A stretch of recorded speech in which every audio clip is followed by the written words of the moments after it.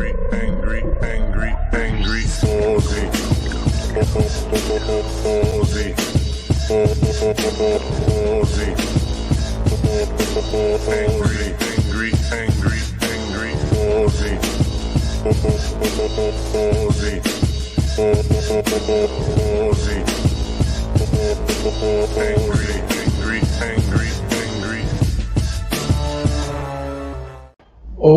righty, from a different venue. Oh, Dr. Abigail's coming in too. Hello. We're doing your chill out mode. You finished chilling out now? Sort of. I'm gonna pull up a chair. Pull up a chair? Right. Easily uncomfy chairs. Okay. So hello, Megaleech, by the way, who was checking in to see if we were actually streaming tonight. We are. Yeah, there was a bit of interest on Discord. Yeah. So yes, we had some pub food. Visited a whiskey bar. I ate way too much food. Yes, in retrospect, we maybe should have stuck with snacks, but yeah. Pub food, pub meals, they're just too big. They do, and again, we're not even American. So who's here? Heine and someone called Jahahahahaha. Okay, so hi Jahahahaha. I probably didn't put enough ha's. Yeah. Jahahahahaha. There you go. And hello, Luke, as well. And Strictly Sega should be joining us at some point. Oh yeah, because he was on the Discord. Yeah. So yeah, and I did post that it would be a 9 o'clock start on the Discord. Yes. Late. I mean, I didn't do it. I didn't post it till like 8:30. Yeah. Well, where is it? 8:30. Yeah. 8:30. Well, this is my gaming room. Yeah, there's not much to it at the moment. But there's like, the DM's chair there and rule books over there. And there's more books over here. More books over here. Yeah. So There'll be swords on the wall and posters and stuff. Hey, Strictly Sayer is here. There we go. Yay! Friday chicks. Yeah. So yeah, this is this used to be my son's room, but he moved out, and now it's my gaming room. So it'll be D&D, Pathfinder, Magic the Gathering, board games, that kind of thing. And the occasional live stream. Yeah. So there you go. Yeah. Much like you have your room with the bar where my offspring moved out. So I was like, the only thing this room doesn't have is sex hats. Yeah. But I can change that. In my room, you could. That'll be mine. That's just a question of determination. Yeah. So. Well, I mean, this stuff in the corner here is Will stuff.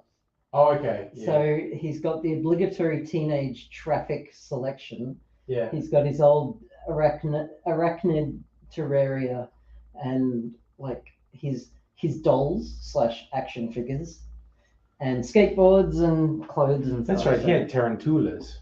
Tarantulas. Yeah. I actually slept with the tarantulas one night. People are like, what? They're in a thing. They're fine. Yeah. They want nothing to do with me. Heine, the black steel shelves. They're a bit wonky, but they hold a lot of weight. Yeah. They're like, if you secure them, they're quite sturdy, but freestanding they can kind of wobble a bit. But they're not that expensive, so I just got them on eBay for like 100 or something, 120 maybe. I don't know. Yeah, the ones I got were just from Bunnings, and it's surprising how much weight they take. Yeah. I mean, they're designed for warehouses, so and they've just got like MDF shelving with metal structure support. And the beauty of eBay is that most things you can get on Afterpay. So that too. Yeah. I mean, mine aren't even that fancy. The shelves are metal on mine. Yeah. Well, I've got some in the lounge room that are bare steel. I think they're galvanized. But they're just pressed metal. My ones. They're not. They're not very fancy. Yeah. But they hold a surprising amount of weight. And Luke, well, I know. I think we're doing fine. I'd say. I'm like day 2 of really bad chronic fatigue, and that meal did not help. Yeah. But just having just that half an hour of just chill out time did the world of good. Yeah. I may go back because Yeah. I'm just Absolutely should. Yeah. And Like- we do have eggnog, which is also not going to wake you up, but I'm it's looking very forward good. to that. Yeah. Any time, just get it. It's in the fridge. Get a couple of glasses. Yep. It's fucking killer. I love it. Yeah. Prior to this season, I'd never got mad into eggnog, but it was just because I'd seen these things about aged eggnog. So I made some 3 months before Christmas. So I'd age it for 3 months, and then made some just before then. So I had a fresh one to compare to. Yep. And they were just fucking incredible. And so since Christmas, I've made like 4 batches. Yeah. And by batches, I mean each batch is like a liter and a half, 2 liters. That's a pretty good batch. Yeah. It's normally like 6 eggs and then milk and cream and condensed milk and booze. That's decadent. Oh, it's so freaking decadent. Damn. Yeah. Okay. And I mix up the booze that's in it from time to time. Get a little bit creative with what booze goes into it, but hot damn, it's so good. Yeah. Okay. It's ridiculous. How's the sound? Oh yeah, actually. We should do a sound check. Because we're just using the webcam. Yeah. For sound, so. And it's hard walls, so it's a bit echoey in here. Yeah. I'm gonna put some like pictures with soundproof baffles underneath them. Oh, sorry. It's echoey, yeah. Yeah, it is echoey. It is, okay. Yeah. Thought it would be. Oh, sorry. Fuck summer. Did another day in 40-degree heat. Oh, fuck that. It's like we're going to complain this weekend because it's going to be 30. Oh, is it? Yeah. Oh god, I'm staying inside. Yeah, Actually, I'm getting my hair dyed tomorrow. Oh, there you go. Well, that's so, yeah, I'm excited for that. They're coming here to do my hair. Oh, so at-home hair doing. At-home hair dyeing. So I move you to the big TV and amp to compensate. Oh yeah. Oh yeah, all right. Yeah, cool. That works. Compensate with an E instead of an I assume. Yeah, but that's all good. Sorry, I'm in that mood. That's fine. Sorry. You can do it with the spirit of being helpful. Yeah. And, because it's kind of like I'm not being a jerk about it, but this is how you spell it. Because I'm trying to help you. Because you'll come up against someone who is a fucking jerk about it. Yeah. I'm sorry.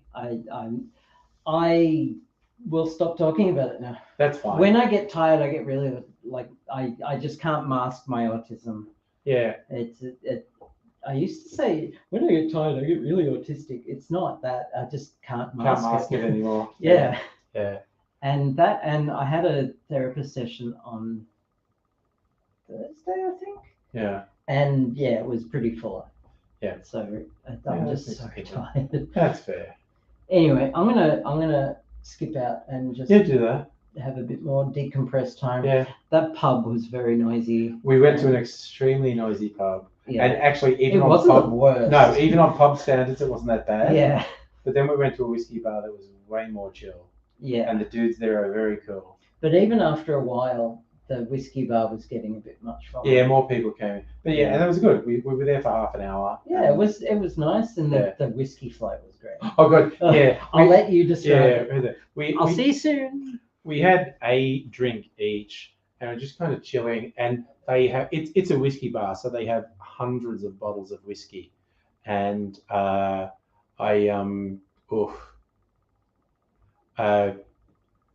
couldn't resist, and I said, can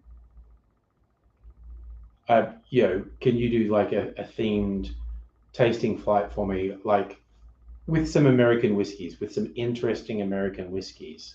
Suppose I should sit more in the middle, and in fact, if I sit closer, it might be less echoey as well. So I just said to the dude, just a tasting flight, like 3 different interesting American whiskeys, and he said for sure. And so the first one was a bourbon, like cask strength, like 67% alcohol. So the average bourbon you buy at Dan's is 40% alcohol. And this one was 67% alcohol, very burny. I actually loved the flavor. There's this really intense, what it made me think of was like cooked dates. It was this really intense dark sweetness. It was pretty good. And then the only one I recognized, because I see whiskey nerds going on about it on YouTube all the time. E.H. Taylor, it was a rye whiskey, and that was like something like 55, 56% alcohol. And that was way easier to drink, and it was really nice. And then the last one, oh no, the E.H. Taylor was bottled in bond, so that was 50%. And then the last one was fascinating. It was a bourbon that after they'd brought it to maturation as bourbon, they then finished it in honey barrels. Apparently, honey barrels are a thing. Dr. Abigail and I both agreed. I didn't know honey barrels, I didn't know people stored honey in barrels. Apparently, they can. And so this bourbon was sat in honey barrels for a while. And then it was sat in barrels where the wood's called ambarana. It's from South America. And I have heard of this recently. And apparently, particularly in the US, whiskey people have gotten obsessed with ambarana wood, because actually by law or definition or whatever, bourbon has to be aged in new oak barrels. So once you age a whiskey in a barrel that's anything apart from new oak, in the US, you can't call that, well, you can't call it bourbon. Even if it follows all the old rules, if you don't age it in new oak, you can't call it bourbon. So this was a bourbon, like they brought it to age as bourbon, but then they took it further and rested it in honey barrels and then rested it in this ambarana barrels. And I swear to God, it was like a dessert. It was friggin' incredible. It was like a liquefied Werther's original that had honey added to it. It was friggin' amazing. So that was fun. Just having little sips of exotic whiskies. Things I would never buy because they would cost hundreds of dollars a bottle. So I do occasionally buy expensive Australian whiskies, but that's just because I want to support Australian distillers. I don't really want to, until I win lotto, I don't want to spend hundreds of dollars on foreign booze, because they don't need my support, and I'm very parochial. And yes, strictly saying, I don't usually get I don't usually get whiskey. Where are we? Here. I don't usually get whiskey from the US. I currently have 2 bourbons in my collection.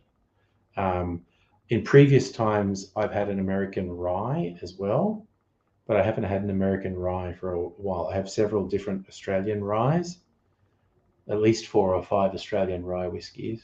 Um, and I have 1 Irish whiskey and 1 peated Scotch whiskey and 1 unpeated Scotch whiskey.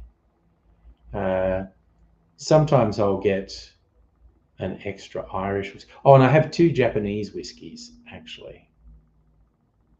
So just to mix things up.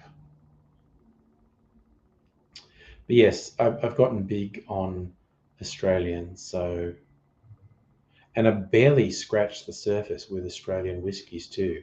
So many whiskey makers in Australia, and I've got, how many different makers would I have? Going like Starwood and Archie Road, Bakery Hill, 23rd Street, got that corn whiskey. I got the White Possum.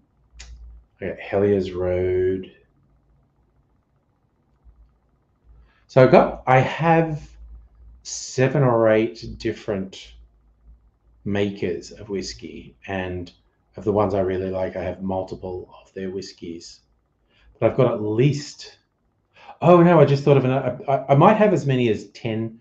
I might have as many as 10 different distilleries represented in Australia, because here I'm having this conversation and I'm not in front of my bar. I can't just go over and count them. But I just remembered because I had some entry level ones that were in the mysterious cupboard of mystery with the sex hats. Uh, so there might be as many as 10 distilleries represented. Hey, Justin, how are you doing? Good to see you as we ease into a Friday. Don't know how late it's going to go tonight. Uh, don't want to overtax Dr. Abigail. And also, I plan to go home, so I don't want to be too late. But okay, Rays, you earned it. You smashed so much food. You earned it. And working in 45-degree heat. Um, yeah, I actually had a really nice burger at the pub. Uh, it wasn't over the top, but it wasn't little either. Sometimes places doing burgers try too hard and they put too much on it. And it's too big and it's a whole thing. And sometimes they're just kind of ordinary. This was good. Um, there was a fair bit to it, but not too much. So I had a good time. Actually, okay, Justin, yes, I had actually posted that meme in the past. I recognize that meme, and it is funny. For those who haven't, actually, I might just share it. Let's see if I can bring it up because yes, I thought people would find it funny, but it was quite a while ago that I shared it, so I'm not supposed to remember. Let me find it. And the funny thing is, because it's making fun of neurotypicals. So you have to be atypical or have friends who are atypical to get it. Uh, yes, he didn't post it in memes, so it took me a while to find it. Um, but I'm going to share it because I do like it. It's I didn't bring my mouse, so I've got to use the touchpad, so I'm going to be a bit slow. This, look at me. I'm a neurotypical. I give weird hints about things instead of just telling people.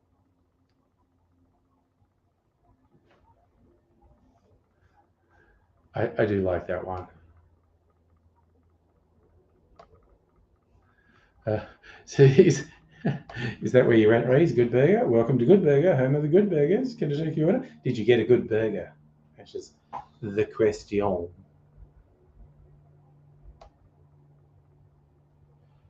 Something. It's not hot tonight. It's a little bit humid, but that's okay. It's all good in the hood. We'll see how we proceed this evening and see what's what. Trying to think. Oh, you know what? I was actually looking on a few websites that sell booze, and I always get slightly tempted when there's a whiskey from a country that you don't normally see whiskey from. So, like, sometimes it's from parts of Asia or India or Northern Europe, even. Uh, and I know there was one that was being marketed, won some world whiskey competition. It was an Israeli whiskey. So it's all over.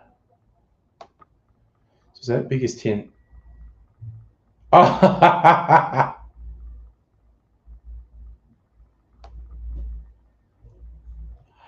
oh dear. Yeah. You don't want to worry too much about fucking losers like that.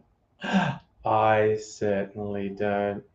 Um, I'm actually usually just left confused as to what fulfillment someone could possibly get by acting so sad and pathetic. Um, it's very, very weird. And I also get what you were saying there, Rays. the biggest hint without saying something. It's love, or at least sexual desire. Oh yeah, no. And again, bro is confused about more than one thing. Some of the more basic aspects of life confuse him. But yeah, oof. That's oh man, people are so fucking weird. It's so funny.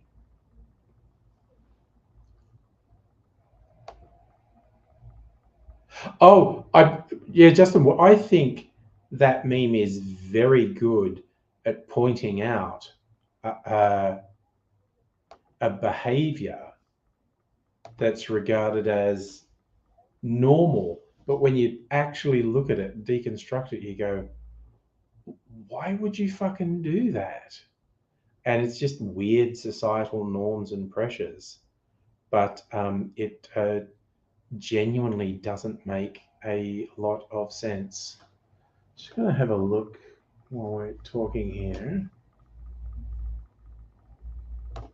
at my just while I was thinking about audio settings. Yeah, echo cancellation's on.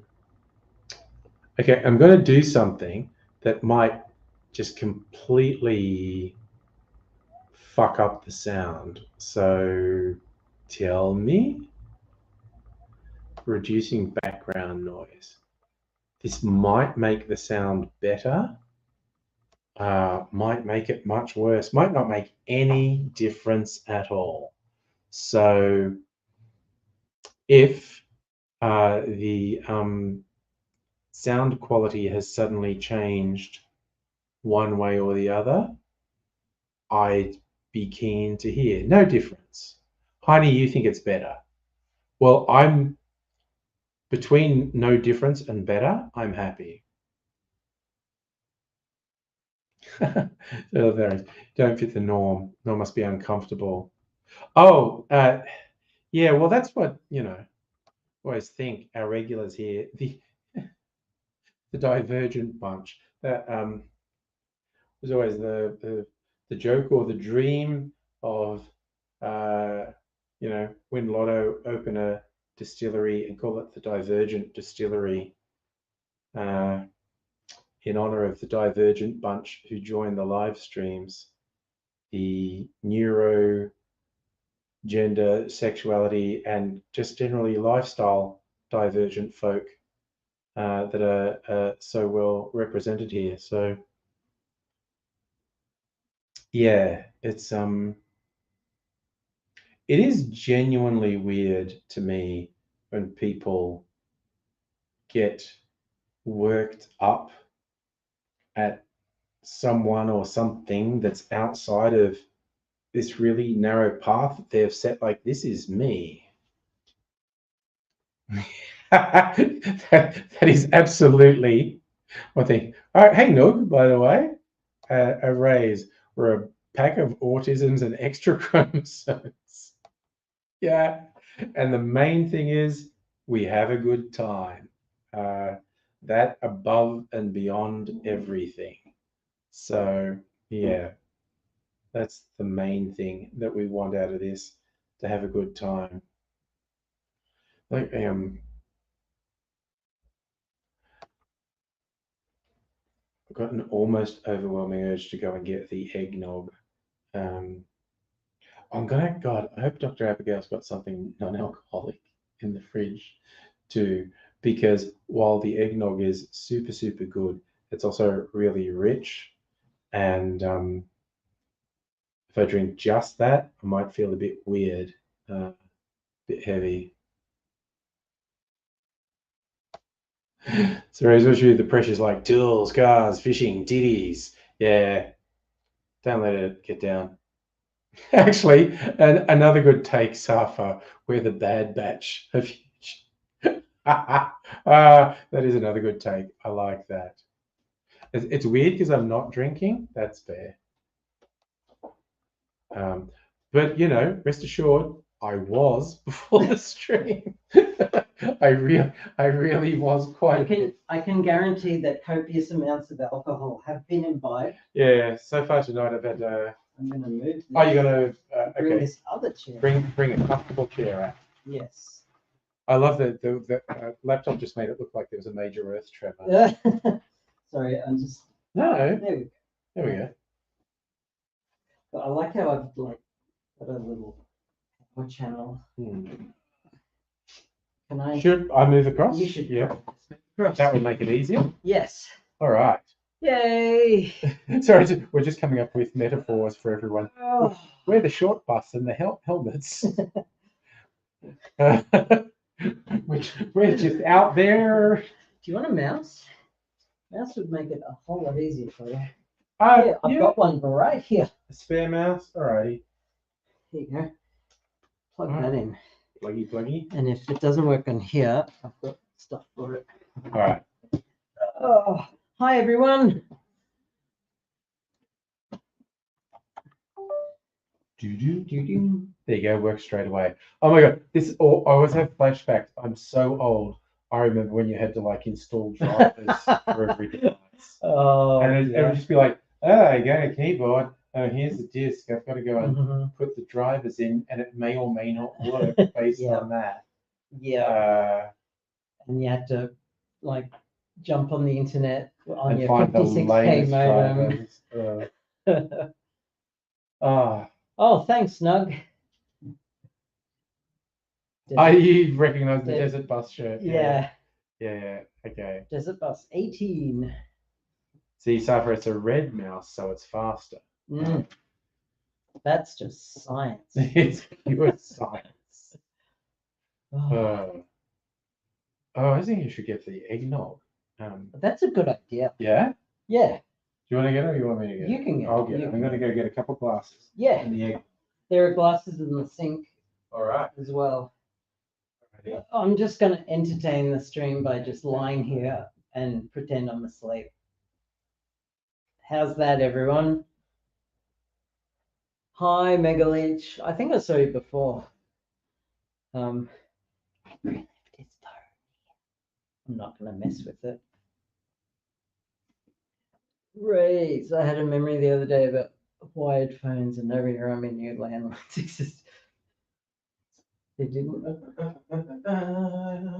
Alright, the back fucking already. word I hated existing at that. Yeah. Remember landlines? Yeah. Oh. And one phone line, so people couldn't make phone calls if you were on the internet. Oh, yes. Or you couldn't go on the internet if someone wanted to make a phone call. Yeah. Unplug the internet. I need to make a phone call. But Mom. Yeah, try that. Okay. See what you think. Well, it smells nice. Yeah. It smells very alcoholic. Well, it's actually less alcoholic than some things because it's mostly vegetarian. That is delicious. I know, right? It's basically alcoholic custard. Oh. And it's got so much flavors going on. Wow. Yeah. That's why I've made like 4 batches of this since Christmas. Because it's just so yum. Damn. Yeah. That is dangerous. Yeah, oh yeah, it really is. Oh. Because you just want to knock it back. And so yeah. Oh. Wow. Yeah, this is, I don't know, half. That is proper nice. Half eggs and dairy and half booze. Yeah, okay. Wow. So yes, okay. So because I made another batch of it about a week ago. So never fear, there's an entire extra bottle in my fridge back at home. That is good. Yeah. There's a lot going on in there. Oh yeah, and also for sweetener, because you put sugar in it as well, so it's super unhealthy. It's amazing. I'm getting that. Yeah, but the sugar element, I used my spiced apple brown sugar syrup, and that has cinnamon and cloves and nutmeg and everything. So all those flavors have gone in there, and yum. Wow. And Mm. it's just this It's cream. also really filling. Yeah. So Mm. yes, Mm. it's creamy. Well, it's like custard. Yeah. It's a meal. So I was Yeah. just doing little pours in both our glasses. Yeah. So I was like, just Oh, that is some good it's shit. hella good. Mm. Damn. But yeah, I got so into it. But it's just like, Yeah. it's a sometimes drink because it's so decadent. Damn.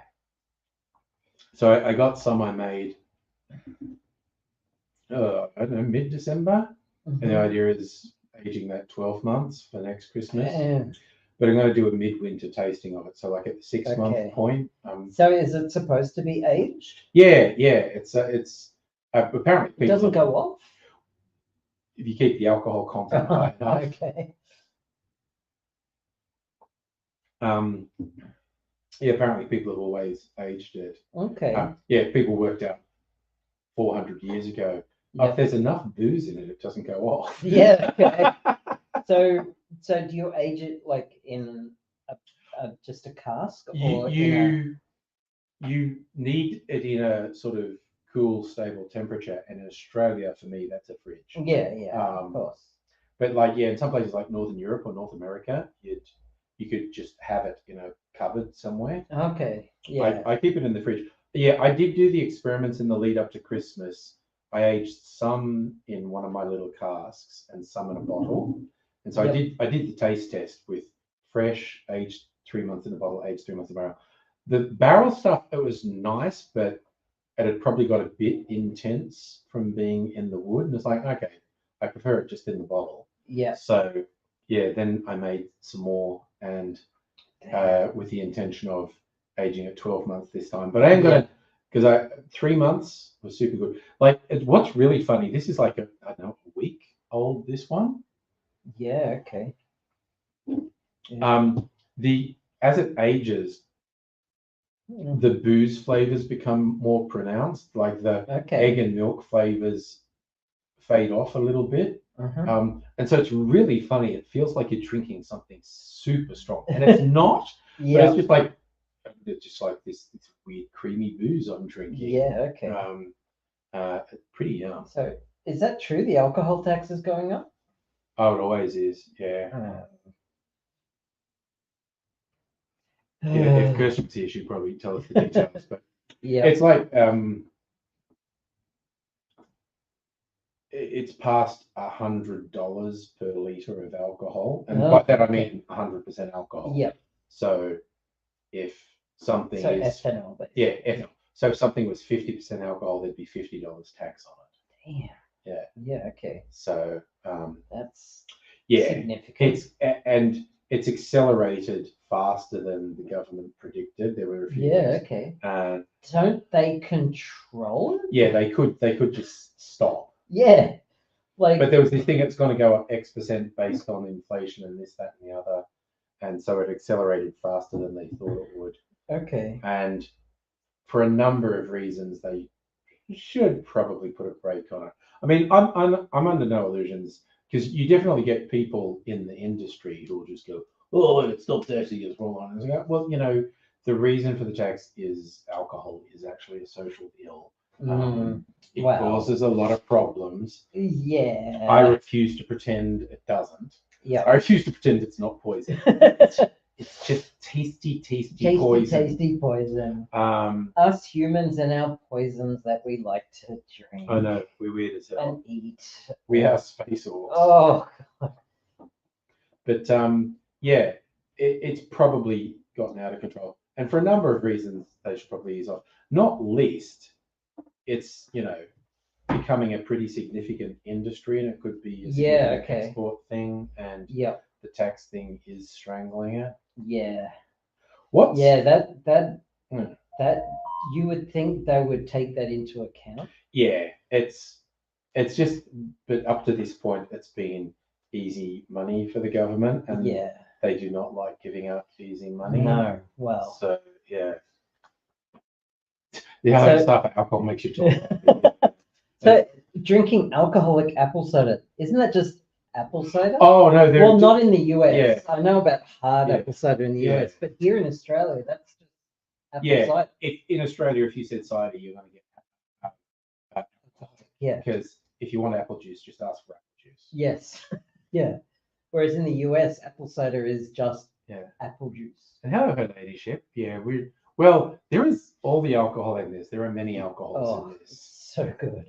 Actually, it's the most common ones in eggnog are the brown ones, whiskey, brandy, and rum, or some combination of them. This has whiskey, brandy, and rum. Yep. And also, for a fun little twist, it has this pineapple amaro I got from the Bitters Lab. Yep. And it was just like, because with the sugar and everything, a bit oversweet. So I put this fruity amaro in there that cuts it a bit. And you can't really pick it out in there, but it does have an influence on the flavor. Okay. So it's good.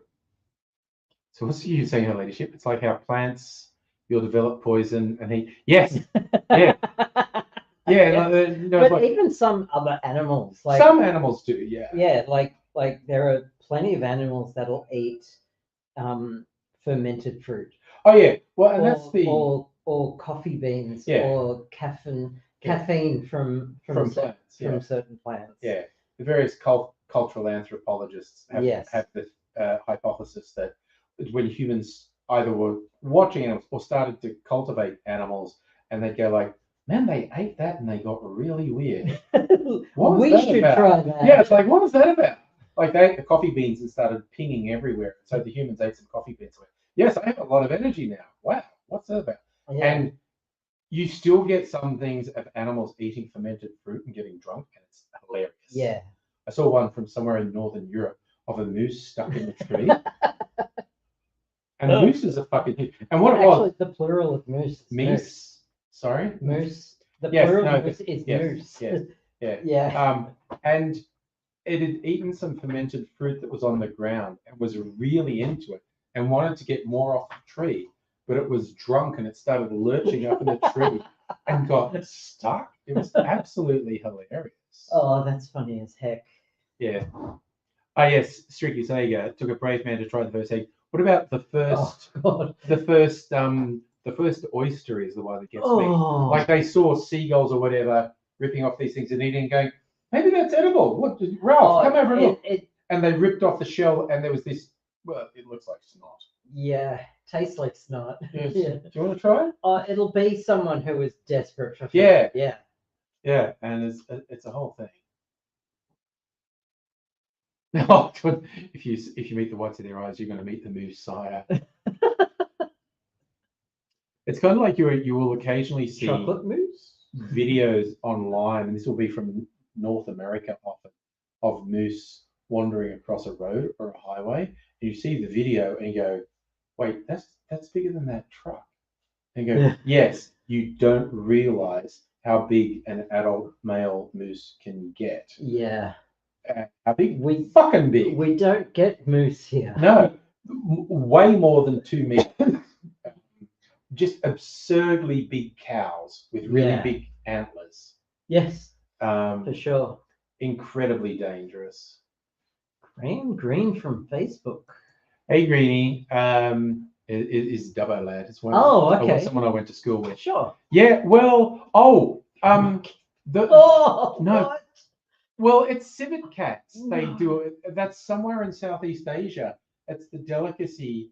You feed the whole coffee beans to these civets, and it passes through undigested, and they say like, it's got this great flavor when it comes out the other end. But it's a legit thing that people do, which is messed up. I don't want to live on this planet anymore. No, it's absolutely messed up. That is, Yeah, no, that's a thing that people do. Yeah, okay. People are weird. People are absolutely weird. Someone should put a stop to them. The first person to eat cheese. Well, again, there's some people have extrapolated why cheese, why milk that's gone off and separated. And there's a theory that like someone, because you often use gourds, which were animal bladders, to transport drink. And there's a theory that someone like they were using a gourd that hadn't been properly treated, so there was still rennet on the inside, Yeah. and they were transporting milk and jig jig jig on the horse, Yeah. and the milk's reacting with the rennet, and jig, jig, jig. Yeah. They get to the other end to try and pour it, and it's semi-solid, and they're going like, "What the hell happened to my milk?" And someone went, "Oh, it smells kind of interesting," and someone went, "This is not bad. You should try this." Yeah. Okay. And so then they just started experimenting. Yeah. Of course, it's impossible to. These are literally just someone Yeah. going, how would someone have lost in the mists of time? Yeah. how would someone have discovered cheese? Well, it's a reaction of this with this. Where would that and that have come into contact? It's like my theory about clarified cocktails that I make, because people have been making them for like 400 years or more. But it's like you put your booze and citrus with milk, the milk curdles, you filter it, and you get this amazing thing. My theory is in a tavern somewhere, someone's doing a big pot of punch to just pass out to people, and someone else is walking past with milk and gets bumped and dumps the milk in, and it's like, the fuck have you? Look, it's curdled. Oh my god, this is disgusting. Strain that out, you idiot. Yeah. And they've got a big cheesecloth and strained it out. And then someone's going, it looks completely different. That's and then so valid. Yeah, no, that's where I reckon so it came from. Valid. Yeah. Someone spilled milk in it and then went to filter it out and went, this is a whole different thing now. Yeah. Yeah. I was literally just trying to save my booze. Yeah. And it's come out as a whole new thing. Yeah. Yeah. I can see that happening. Yeah. For sure. Weird accidents. Serendipities.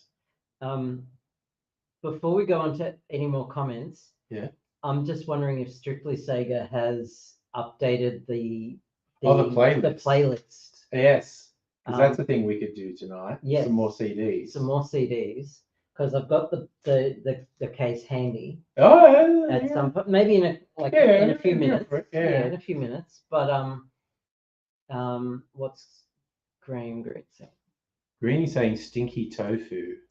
Oh yeah, no, fermented tofu. Tofu is just fermented soybeans. Yeah, no, but they actually like to ferment it again. Yeah, from a normal person's view, it's rotten tofu. Oh, okay. But there's a few things like that. So yeah, her ladyship says some people do it with snow leopards too. Cloud leopards. Feed them coffee beans. Oh, okay. Make coffee out of the beans that come out their butt. I know. Maybe AIDS was thinking about it. Yeah, I know, it's a whole thing. Okay, well, I'm just putting stuff away. That's okay. Yeah, it doesn't mean you can't do another box first. That's fair. Yeah. So yeah, we will do that at some point, definitely. Otherwise, I'm gonna fiddle with it. Yeah, no, fiddle with your cards and stuff. We're in the gaming room and get stuff organized. So Megaleech tried natto. Oh, natto, no. Fermented soybeans. Fermented soybeans. Yeah. Oof.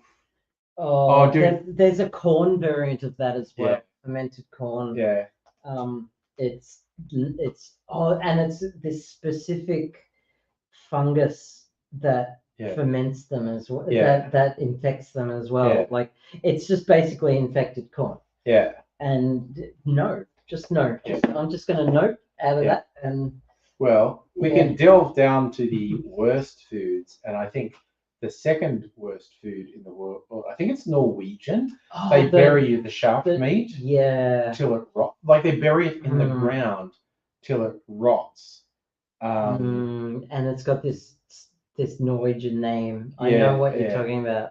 Look it up. Look up Norwegian rotten shark. It's a whole thing. It's a thing. I've heard of it. Yep.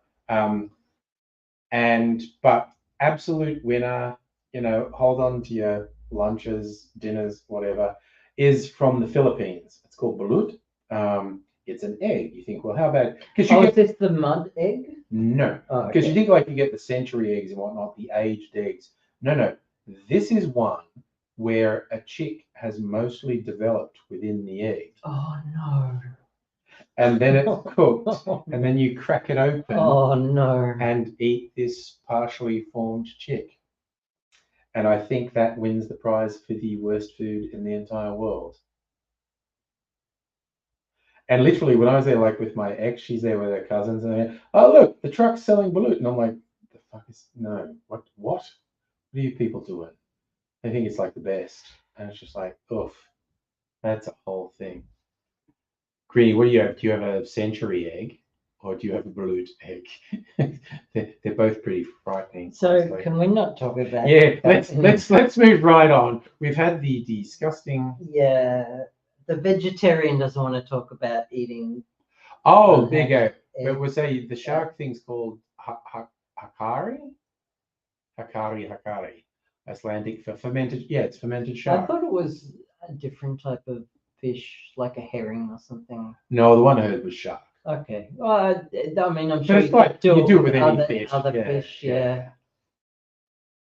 So we got a fun fact: Icelandic Coast Guard won the Cod Wars against the Royal Navy. Not once, not again. Oh, Cod Wars. have you heard about? It's over now. Yeah. There was a pseudo war. It was Iceland versus Canada over this one island. Oh yeah, it was contested territory. Contested island, Yeah. where every year they would go and claim this island and Yeah. leave a bottle of spirits. Yeah. And back and forth. Yes. Iceland would leave a bottle of vodka. Yeah. Canada would leave Canadian whiskey. Yeah. Eventually, Iceland won. They just, I think Canada just gave up. I think. Yeah. Well, I did make the video last night. That's what I'm thinking of. Yes, thank you, Megalich. There you go. Megalich is just on Googling. Yeah. Surströmming. Surströmming. I think I've sufficiently offended anyone else. Oh, I'm using Sindarin pronunciation. Yeah. Hi, Pat, by the way. I don't think we said hello to Pat. You can come in the wrestling days, guys. Hello. Yeah. But yeah, fermenting stuff. Various people around the world have gone. Like, look, I know it went off, but maybe we could still. Yeah.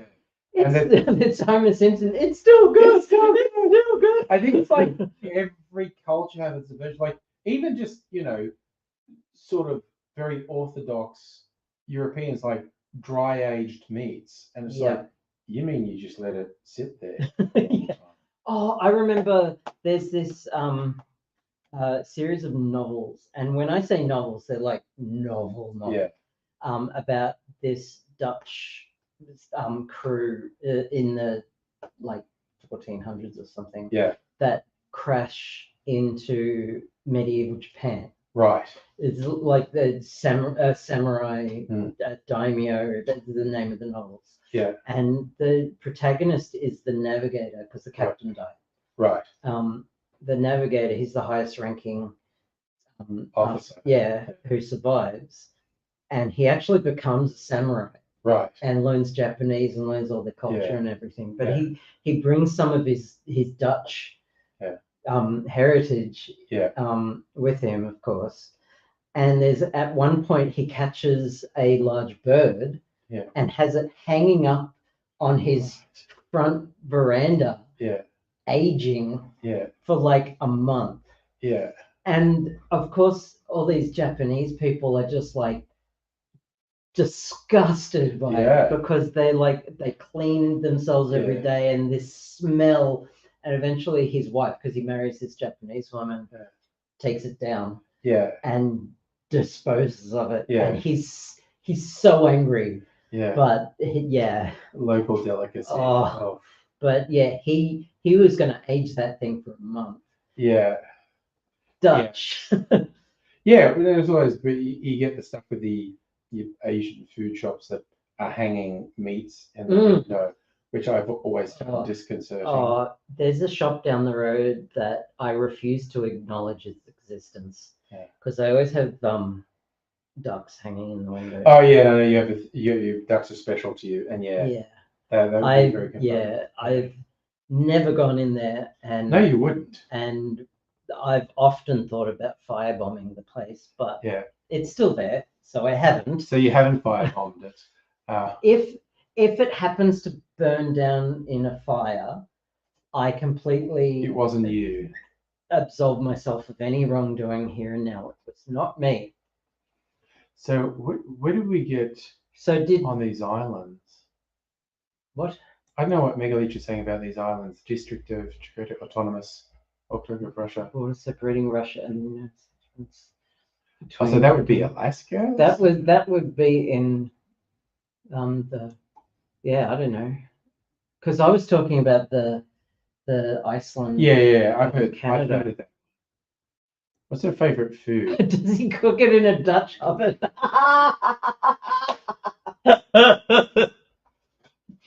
It might improve the smell. Yeah, it might not smell as bad. Strictly saying, I don't think many of us get the appeal of. It's not just ducks; they do it with pork. They do it with all kinds of I'm not sure. animals. It's so was that the Icelandic one? Okay, yeah. All right. Yeah. So what's your favorite? My favorite food. It depends on my mood. Yeah, it's too much like pasta or pizza or burger that I had tonight was really good. Chocolate mousse is good. Apple pie. It's but like broadly cuisine, probably Italian. But then there's Indian and but probably if you really had to pin me down and say if you had one cuisine that you had Italian. to eat for the rest of your life, Italian. Because there's enough diversity in that as well. I guess it's also. Mind you, I could eat a margarita pizza with pineapple and onion every day for the rest of my life. And I could have the 5 cheese pizza from Cafe Cavallino every day of my life. That's my favorite pizza in Melbourne. That's just and it's such a funny venue because Ferrari. You go to Lygon Street, and a lot of the Italian places are trying to be fancy and whatnot. A Cafe Cavallino, you go, come in here, we like Ferrari. Everything's red and white. Even the roof, the ceiling is covered in Ferrari merchandise. Your tablecloths are that old school red and white Italian things, but it also fits in walls, ceiling. It's literally wallpapered with Ferrari memorabilia. Yeah. And it's a family run place, and they haven't changed the decor in decades. They have not. It's a thing, and I love it. It's awesome. I mean, just a family place. We're Italians. We love Ferrari. And I've only been there once, and they treated me like I'm a regular. They are awesome. Such good people, and I mean, they have some floating staff like students and whatnot that they employ, but it's a family place. Yeah. And when the family people are serving you, it's so good. It ended the way it began, with a bottle of whiskey. So was it in Taiwan? Oh God, a snake. Oh, okay. Yeah. No photos allowed, but it's a delicacy and a big show. Yeah. Jay Leno with all his cars doesn't own. Well, yeah, I've heard that. He's not into Ferraris. He's not into Ferraris, yeah. He's trying to be a bit different. Yeah, he owns so many cars. Yeah, hundreds. Yeah. It's weird. He even owns a DeLorean. Yeah. Why doesn't he own a Ferrari? It must be a specific choice he's made. Yeah. And maybe he wants a quirk that people mention. He's got dozens of cars, but no Ferrari. He's like a car nut. Let's actually go here. Oh, we're on the internet. How many cars does Jay Leno own? Okay. What is 181? 181 cars and 160 motorcycles. And why doesn't he have a Ferrari? His car collection is worth over $53 million. Well, there you go. His car collection includes a 1996 Mazda and a 2011 Chevrolet Volt. Chevy Volts are really good. Yeah, good electric cars. Yeah, way better than Teslas. Okay, let's go. Why doesn't there we go. Jay Leno own a Ferrari? I never liked the dealers. It's not an indictment on the car. He just doesn't like the dealer. He thinks Ferrari dealers are assholes. Well, Wow. I'm suddenly on board with Jay Leno. I was not a particular Jay Leno fan, but Yeah. I'm suddenly on board with you. Graham Greene, you are our Jay Leno. You don't know Yeah. Ferrari either. Well, yeah. Yeah. Technically, I don't like any dealers, so Yeah. I don't own any car. So Jay Leno loves Ferraris, but the Italian exotic makers pompous and complex. Yeah, that's what the thing said. Yeah, He okay, just yep. hates Ferrari dealers. He thinks Yep. they're assholes. Yeah. So no, what are you saying? Across the street, Mickey D's, a Ford GT40 memorabilia, German place with Porsche memorabilia. Okay. Mickey D's. McDonald's. Oh, yes. Macca's. Yeah. Okay. Remember when Hungry Jack's used to have the 50s diner experience? Yeah. That didn't last long. No, not really. And there's still one or two, 50s diners in Melbourne. Pizza Hut used to be an awesome dining experience. The whole thing with the salad bar And the all-you-can-eat buffet. Yeah. The dessert bar. The dessert bar kicked ass. Oh, yeah. Yeah. What was funny is because I worked at Pizza Hut for a year when I was at uni. Yeah. Good place to work. And having in my youth worked at McDonald's, KFC, and Pizza Hut. Again, this was well, I was young, so it was like 5 or 10 years ago. 30 years ago. Oh no, 40 years ago. Oh, I'm losing track. I'm sorry, it's the Alzheimer's. I'm forgetting how old I actually am. Anyway, a long time ago, having worked at, and they're all very different now, but I reckon this probably still holds true. You have McDonald's, KFC, Pizza Hut. Pizza Hut, best quality food, best place to work. KFC, worst quality food, worst place to work. Like, quality at KFC was fucking dodgy. Yeah. McDonald's had reasonable quality control and it was an okay place to work. But for me, it was very interesting. The quality of the food and the quality of the workplace matched up exactly. Pizza Hut, of those, best food, best place to work. KFC, worst food, worst place to work. McDonald's, fine food, fine place to work. But geez, Sizzler. Oh my god, I miss Sizzler so much. Oh, I used and to the live. cheese bread. I used to live near Sizzler. Remember the one? Actually, do you remember? Actually, you would have lived in Sydney at the time. There was a place in Melbourne. Yeah. In the eastern suburbs called Smorgies. I've been to Smorgies. Yes. With and the big volcano. Yes. I used to live near there. I love Smorgies. As a kid. Yeah. And we used to go there all the time. Smorgies was such Oh my god. It was so cheap. Yeah. And so dodgy. It's so over the top. But you could eat so much. Smorgies was amazing. Smorgies. Oh. No, there was so much weird folklore about the the ice makers. The ice makers in. I was thinking of the ice cream machines that everyone thinks they're always deliberately broken. That's a whole. There's a whole thing with that. With the deal with that. I remember watching a thing, and it's especially true in the US, where they're always broken only because they have to contract out certain people to repair them, and it's a whole. Mind you, the way they whole deal work. Also, it's not pig fat, but it's not milk.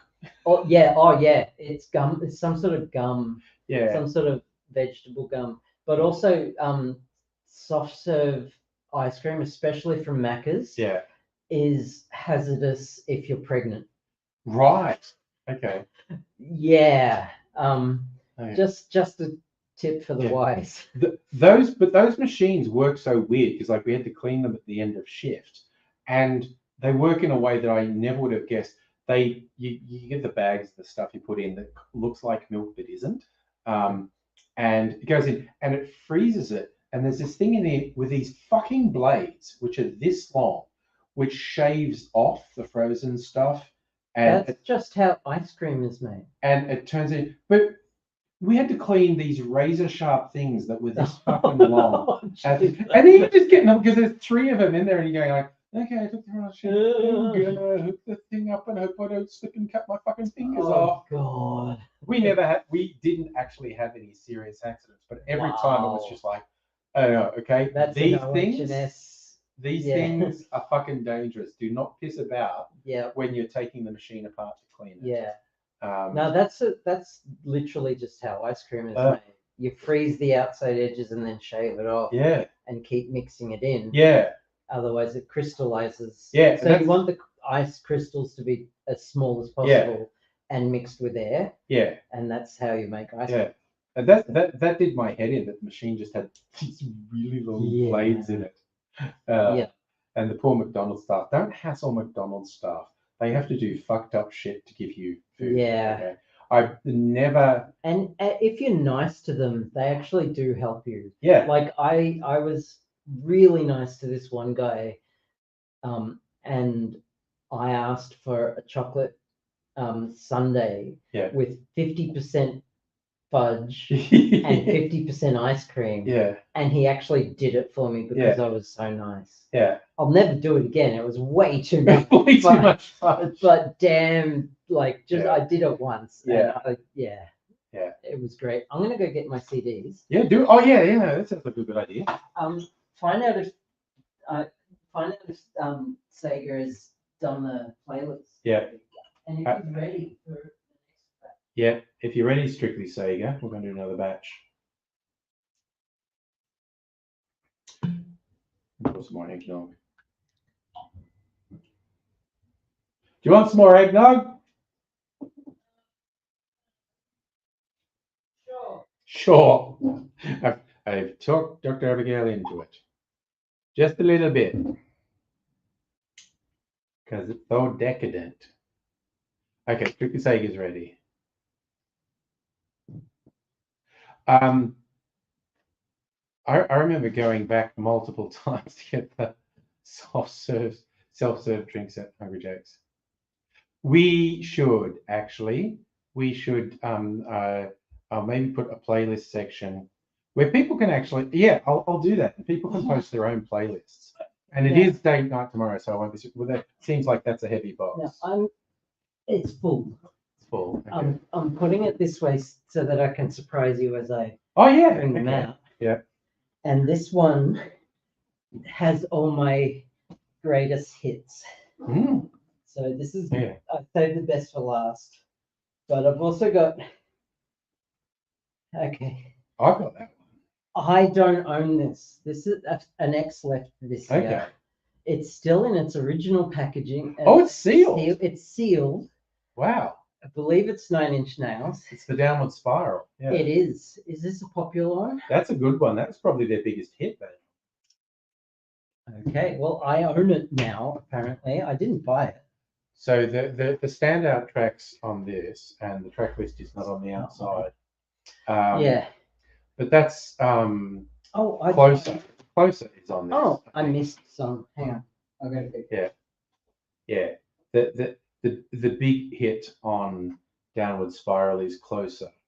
I wanna fuck you like an animal. I remember there was a launch party for that at the BDSM club in Sydney, the Hellfire Club, which is, suited the mood of the place, quite honestly. But yes. I'm trying to remember, is Hurt on the Downward Spiral as well? Yeah, it is. Yeah, okay. Just as I was saying, there's a delay between when I say something and when you hear it, and when you type something and when I see what you type. But yes, Hurt is on the downward spiral. These are CDs I bought. Ooh, Recent purchases. Recent purchases, mainly off Bandcamp, because I've started doing that now, supporting Oh yeah, artists that's what you want to do. on Bandcamp. Because yeah, like a single purchase from a site like Bandcamp is worth approximately 10,000 streams on to others. on Spotify. Yeah. So I bought this is Boy Genius. This is their it's not listed on it. Here we go. The Record. Boy Genius. Boy Genius is a collab between Phoebe Bridgers, Lucy Dacus, and trying to read. What's her name? The queer one. They're all queer, but she's an out lesbian. Yeah. Isn't Phoebe Bridgers hooking up with Bo Burnham these days? Yeah, I heard that. Yeah. Well started, she did a Julian Baker. But she's also openly bisexual. Yeah. And so is Lucy Dacus, who I have a mad crush on. Fair enough. Anyway, so this is Boy Genius's EP. Oh, more Boy Genius. Yeah, oh, they're just the best. I have to look up. Taylor Swift's version of 1989. I bought 2 copies of this, one that I could open and look at, and one that is still sealed. This is Taylor's version, not the original version, and this is the sealed one. Okay. So the original one, of course, was not that. Yeah. That cover. Yeah. This is Beach Bunny Blame Game single. Mm-hmm. Beach Bunny is a Californian band, female-led, kind of beachy at first, but their later songs are a bit more poppy. This is Beach Bunny again. Okay. I should be doing stand-up tracks. Hang on. Oh yeah, I think Strictly Sega was looking up some of the ones. Oh, okay. Saying Cool About It, Not Strong Enough seem to be the most popular songs. I think that was the Boy Genius ones. Sure. Oh, like every. But call out your own. Okay, because what I'm going to do if Strictly Sega isn't doing it, I'm going to go back later. But my standout songs. Where's the track listing? I mean, I'll look it up on Bandcamp. It's one time on Bandcamp because I've got the app on my phone. There's one from Mr. Green. Go-to CD, Bird Underwater by Arouge Ashtab. Late night darkroom music with a bottle of wine. Well, that sounds like fun. The record. So True Blue. Not Strong Enough. Cool About It's okay. Yeah. I like Cool About It. Not Strong Enough is great. Okay. And True Blue are my favorites. Arouge Aftab is a Pakistani female singer living in New York. Oh, yeah. From the EP, or Genius EP, it's self-titled. Bite the Hand.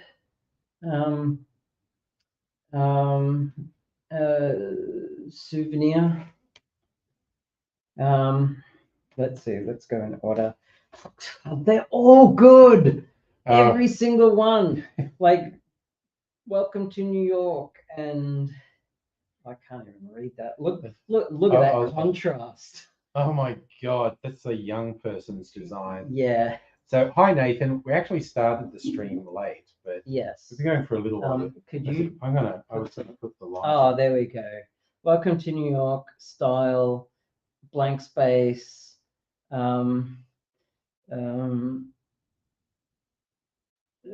just picking my favorites. Yeah.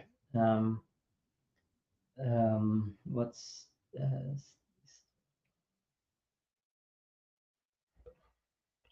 oh wow, this is riveting. We can barely read it. Yeah. Every one of them after the song title is bracket Taylor's version. Yeah, they're all Taylor's version. But there are some secret source songs. There are some bonus tracks on on at the back. Um, Hiya, Hannah. Yes, it's an excursion, like seeing a teacher outside of school. so let's go to Beach Bunny. So Blame Game is well, it's the single. I really like it. But also Nice Guys is on this, which is good too. And this is Honeymoon, an actual. It's not really a full album, but it's also It's 9 tracks. It's 9 tracks. It's somewhere between an EP and a It's maybe a short album. yeah, but it's got Cloud 9, Promises,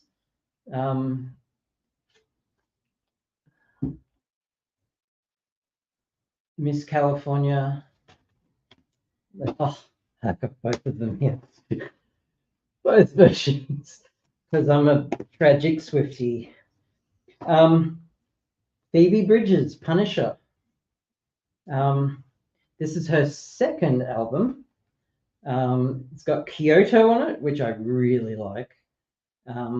It's got I Know the End. I love that song. Kyoto is a song about how much she hates her dad. Fair enough. Which is why I relate to it. Fair enough. Yeah. I do have a first album. I just don't know where it is. Yeah. It's somewhere around here. Muna is a great album. They changed labels, and their new label you can actually get on Bandcamp. Oh, okay. Their old label you can't. Oh. So they're a queer kind of genreless band. Okay. And genreless is in they just do whatever they want. And traditionally all their lyrics are genderless, so that anyone can just latch on, but they're very queer. Their bass player recently came out as non-binary. Silk Chiffon, the first track, the music video is a homage to But I'm a Cheerleader, the movie. Oh my god, okay. It's so good. Yes. You've got to watch it. Yeah. But also What I Want is great. Anything But Me is awesome. And what is it? Kind of Girl. Okay. Cool.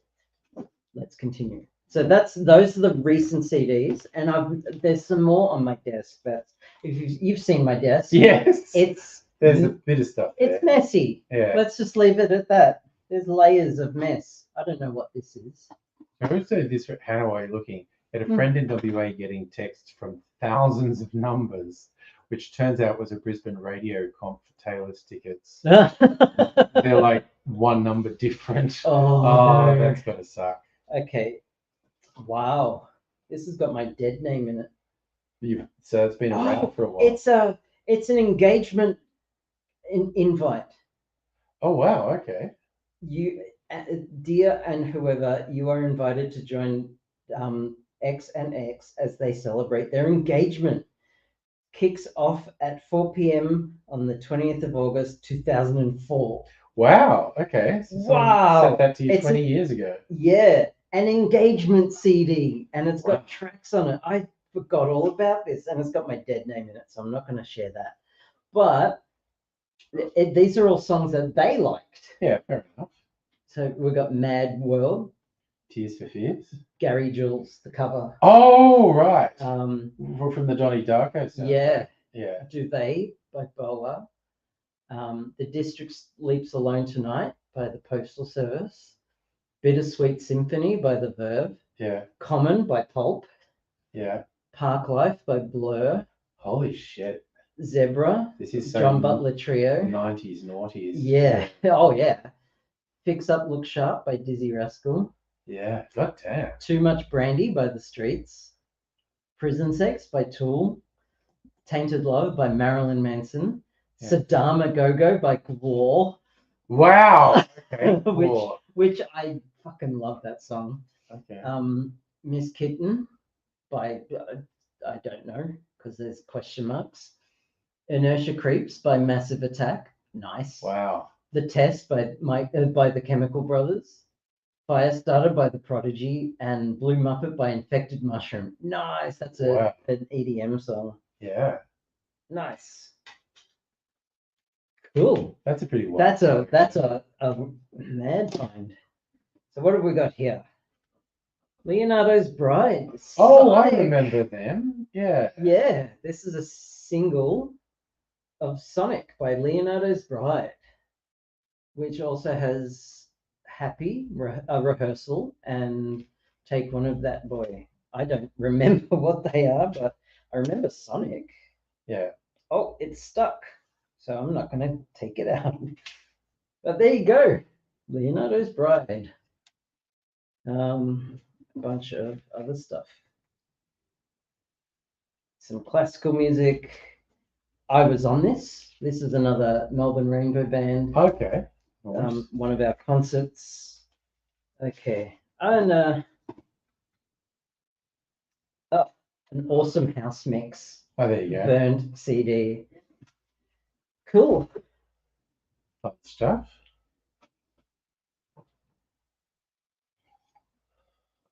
Yeah, don't include those. There you go.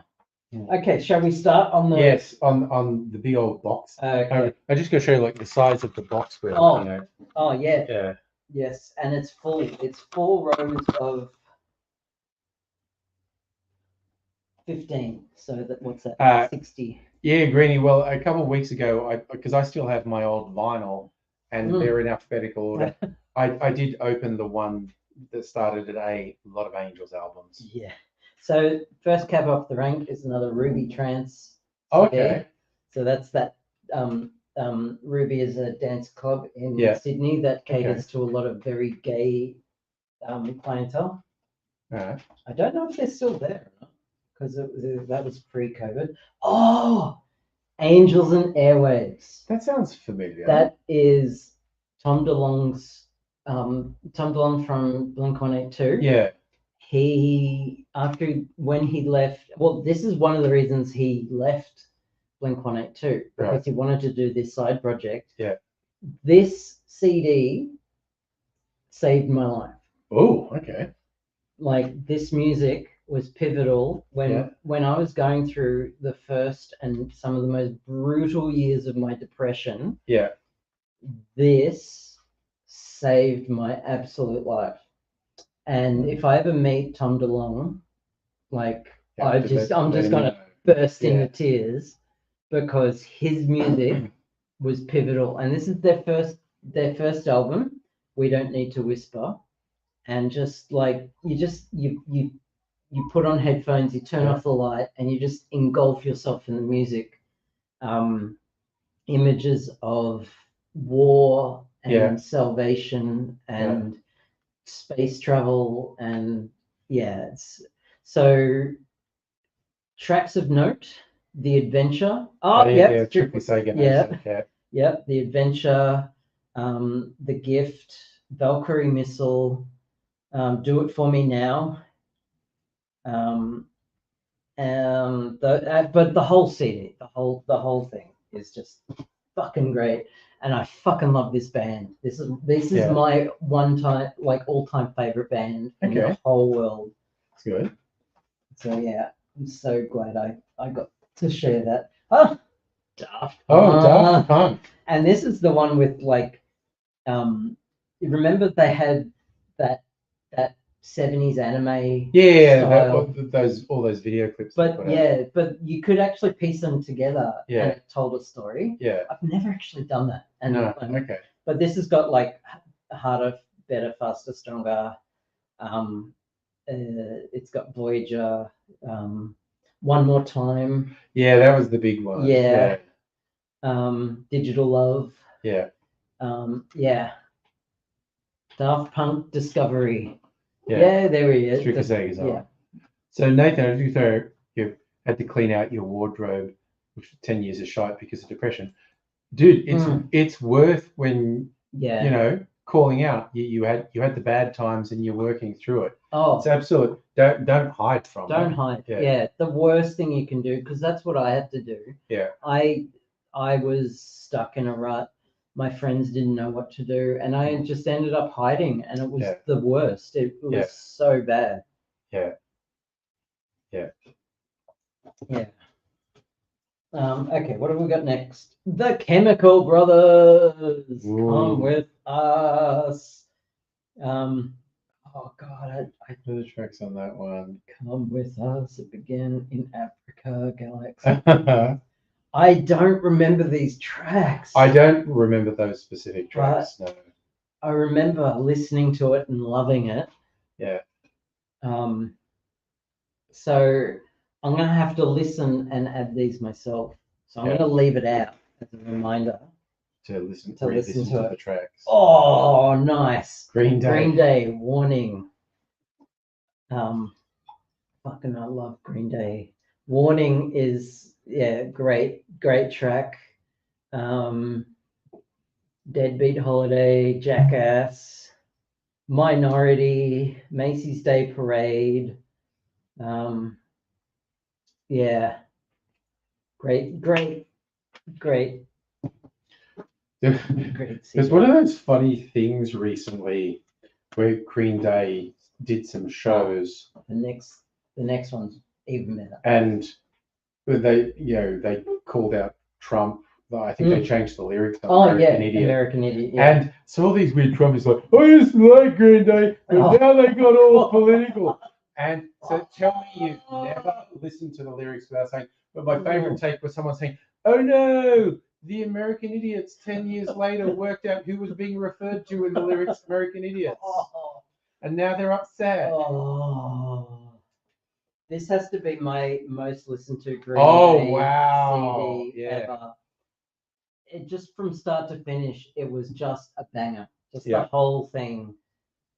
Like it just, every single song. Nice Guys finished last. Hitching a Ride. The Grouch. The Grouch was such a good song. The Grouch was one of them. Okay, I'm gonna have to pick just a few songs. And yes, Strictly Sega, Rage Against the Machine was another funny one. Just in the last couple of years, it's like, dude, what machine did you think they were raging against? Yeah. So every single funeral, and for some reason, a high school graduation had Good Riddance, Time of Your Life from this CD. Yeah. Playing. Yeah. Reject. Oh God. Yeah. Anyway, this whole CD. Yeah. Great. Nathan, yes. People who don't be political love songs like Fortunate Son. Another good one is Bruce Springsteen's Born in the USA. Yes. That they think is patriotic in the way they are. It's like, wow, you really... never listened to the lyrics. No. Greenie, these are the 90s and noughties. Yeah. Stuff. So here we have Green Day, Insomniac. Oh wow, yeah. Yeah, so much Green Day. Yeah, Armitage Shanks, No Pride was good. Stuck With Me, Brain Stew, Westbound Sun, Walking Contradiction was the one of the singles, and it's the last song on the last track on the album, and it was just a killer track. That just randomly made me think, oh, the old days. But it was a whole thing with two sides. The last track on side one had to be good enough to make you want to turn it over and play it. And then the first track on side two had to be good enough to convince you to play through the whole album. And CDs changed that because it was not in a bad way. It just changed. Okay. And streaming has fucked it up completely. And I don't think it's anything wrong with the bands, but the boss of Spotify needs to be thrown into a wood chipper.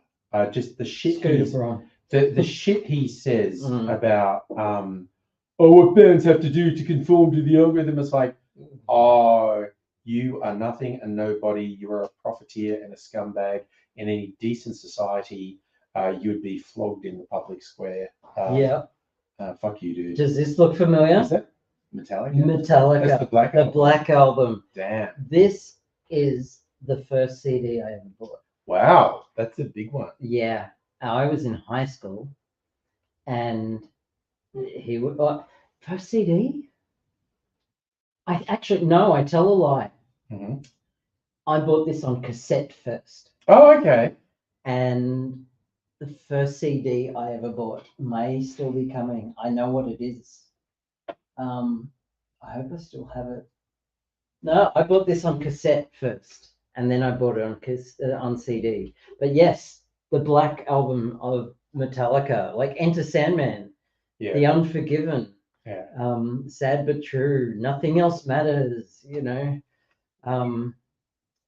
of Wolf and Man, Don't Tread on Me. They're all just. This was just the biggest. It was a big album. The biggest deal in the 90s. Like it was It's a huge. very big album.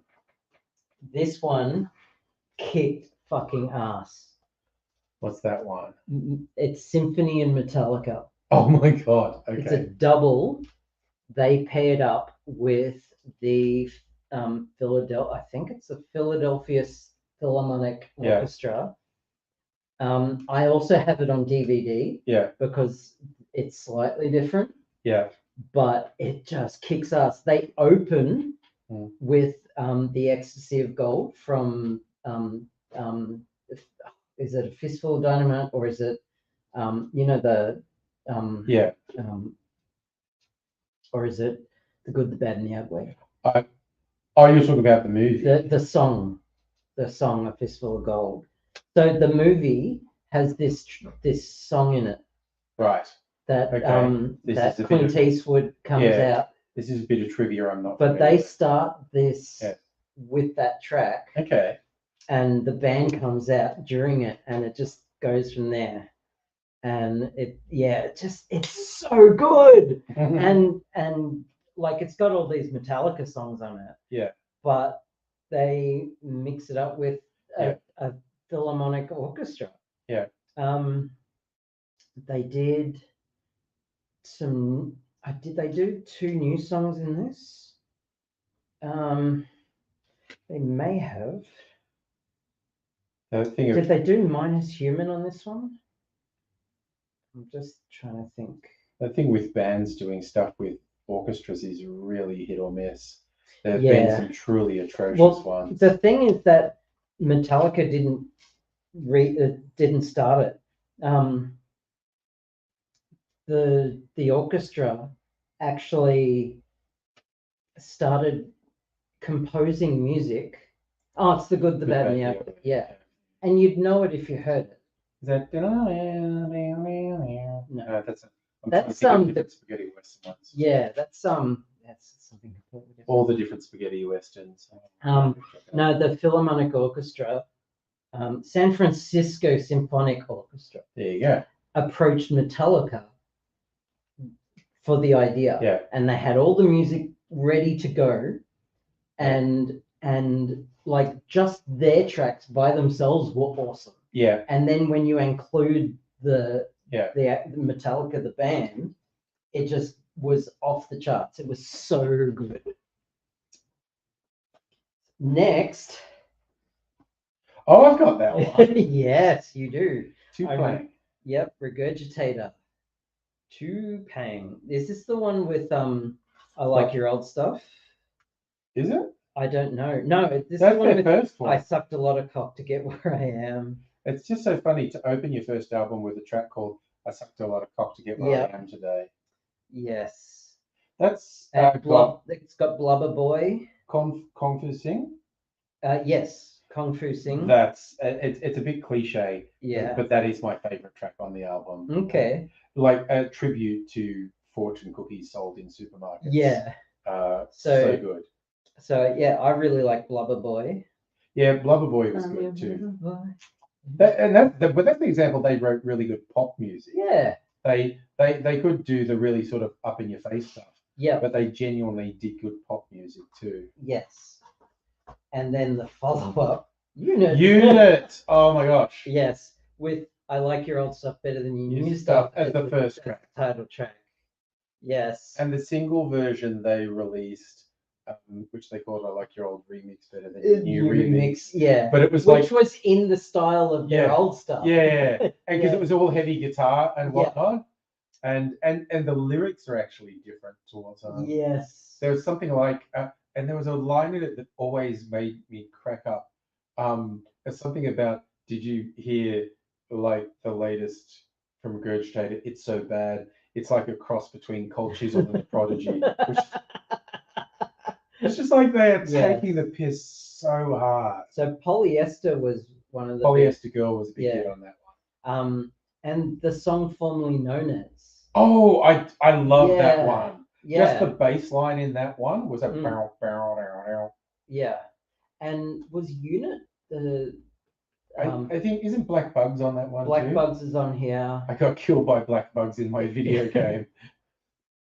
I Will Lick Your Asshole.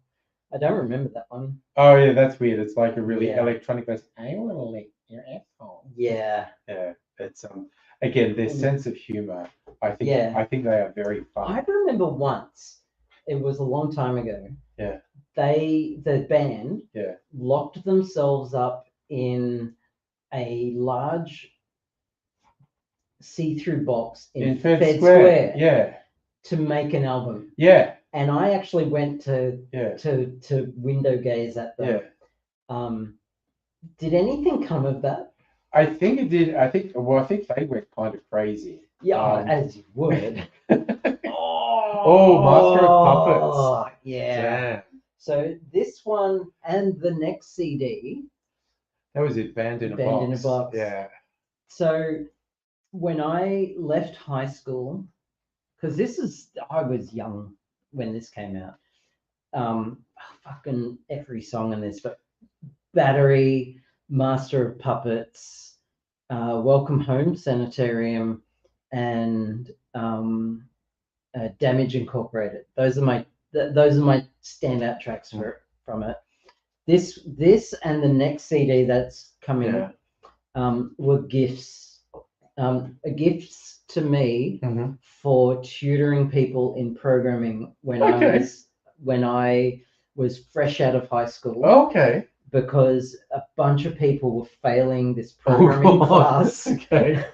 You were helping them out. And I had finished all the coursework in the first 3 months. Wow. And it was a year-long coursework. Yeah. And so I spent the rest of the year just coaching other people and writing a game. Damn. Yeah.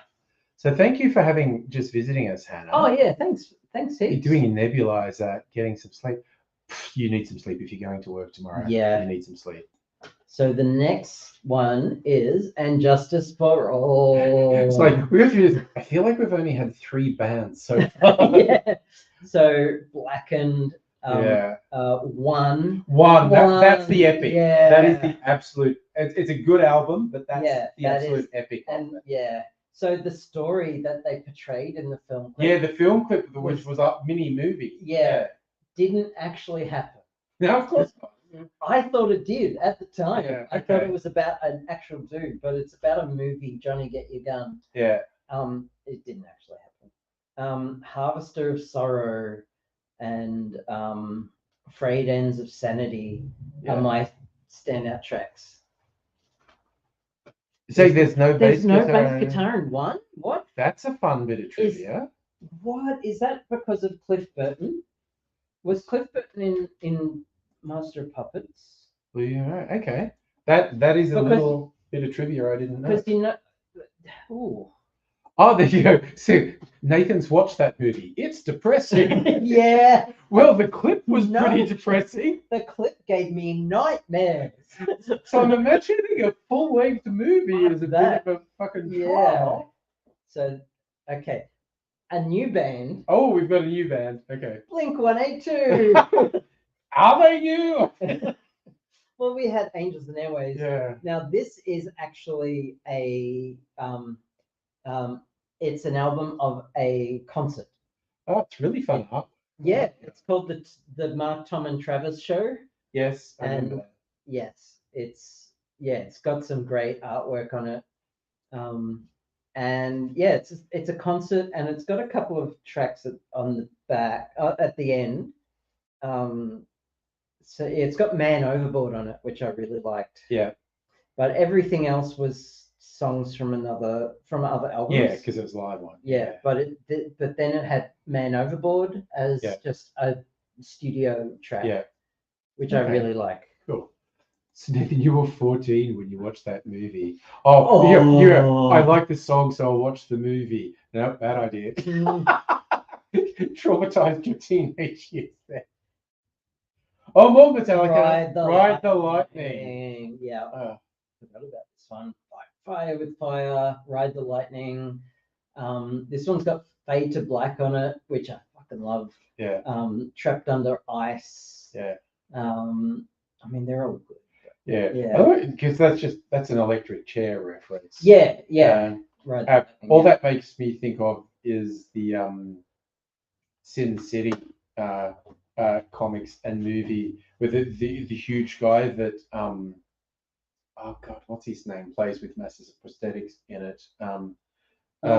Mickey Rourke. Mickey Rourke plays, and he's very good. Mickey Rourke's films are up and down, but he's very good. But there's a thing when he finally gets caught and they give him the chair, and he's sitting in the electric chair and goes, and then it stops and he just goes, "Is that all you got?" And there was a collectible, and I brought that up because I remember there was a collectible of him in the electric chair, and you could hit the button and it would go and shake, and actual smoke would come off it. What? And then when you release the button, he'd go, "Is that all you got?" And there was these parents trying to ban it because they thought it was sick and fucked up, and I was going, yeah. That's the point. It's all sick and fucked up. We're up to a new road. Oh, a new road. Okay. Okay, and it's a new band. Road 2 of 4, new band. Oh wow! My God, Dream. these are so 90s. Yeah. Damn. Now, Smashing Pumpkins, Siamese Dream. Fucking love. So, what were the big tracks on that one? Today. Yes. Yeah. Rocket. Yeah. Disarm. Yeah. I think Space Boy. Yeah. I'm not sure. Because I was more into Melancholy and the Infinite Sadness, which came after this. So this was where they like. That was like a breakthrough one. This was their breakthrough. And then Melancholy was huge. Yes. So I think Strictly Sacred's gone, Disarm! Yeah. So my standout tracks are Today, Rocket, Disarm, oh shit, Strictly Sacred looked up that movie. Written and directed by Dalton Trumbo. Okay, that's obscure Hollywood stuff. Dalton Trumbo was one of the people who got caught up in the anti-communist shit thing. And then when he was blacklisted, he was secretly writing and doing stuff and putting other people. There's a really good film with I was going to say the dad from Malcolm in the Middle, which is also Breaking Bad. Bryan Cranston. Yes. You don't have to say dad for me, Bryan Cranston. Yeah. But and I think he made the. Strictly Sacred's going to know this better than me. I think the movie might have been before Breaking Bad. Okay. Which I think is just his. Okay, put that up on the wall, and that's your contribution to humanity. That's really good. Okay. And I say that, and I think his work in Malcolm in the Middle was brilliant. It was some of the best comedic acting. Yeah. But he was one of those. You notice they started going. You know who has good timing and delivery? Comedians. And they started putting comedians in dramatic roles, and it really fucking worked. You see, not all of them, but you see these comedians who do dramatic roles, and it's just because their whole life was about timing and delivery, and and even like, well, you know, the spin-off Better Call Saul, you know, Bob Odenkirk, 2 decades doing comedy, and then Saul's kind of a humorous character, but it's like the overly dramatic. You should look up if there was a dictionary, like they use the term dramedy. The example should be Better Call Saul. Yeah, I would pronounce it dramedy because it's drama and comedy. Yes, but you do you. Well, I was doing the American way because they say drama. Yeah. But yeah, dramedy. Yes, no, I'm going. Let's go dramedy. We have another Ruby Trance. I love Okay. I have so much fucking dance music, trance. If I find my second box of CDs, I've got a couple as well That's so from- much fucking. from raves in the 90s. I used to do. I used to go to so many raves. I didn't go to that many, but I do have a couple of CDs. I remember this band. It's nice artwork. Yeah. So I had a friend. Actually, it was my partner at the time. Yeah. Had a house party, and she hired a band. Yeah. And this was one of the bands, and they were playing. Yeah. And I was just transported to Yeah. other planets. That looks like it's still sealed. It is. It is. Because I bought it off Bandcamp. Oh, okay. So And- show the artwork. I think the artwork's really nice. So Just the line drawing. yeah. So I asked them if I could buy their music because it was just amazing, and they sent me a Bandcamp link. So Amplifier Machine, Her Mouth is an Outlaw, and it was just incredible, and a lot of it was just instrumental. Yeah. Fucking loved it. So saying, speaking of Bryan Cranston did an action movie. He's like his John Wick called Nobody. One of the things I love about it is how John Wick's basically unstoppable and it gets quite silly after a while. Yeah. He's not like he gets the shit kicked out of him in some of the fights. He wins, but he gets the shit kicked out of him in the process. But yeah, the bus scene where he finally gets pushed into these thugs because they're gonna assault this woman on the train. And he's okay, and he's actually got a gun. Like when he stands up to do something, they're like, "What are you gonna do, old man?" And he's got a revolver, and they're like, "Ooh." And he just opens the chamber and drops the bullets out on the floor and puts the gun down and goes, "Now I'm going to fuck you up." And,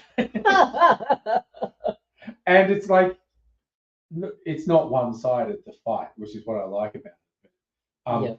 Oh, God. And Doc from Back to the Future is his dad. Oh. And the final... So Christopher Lloyd. Is... And the final scene where they're facing off against a crime family and this big ridiculous shit. It's just watch Nobody. It's so much fun.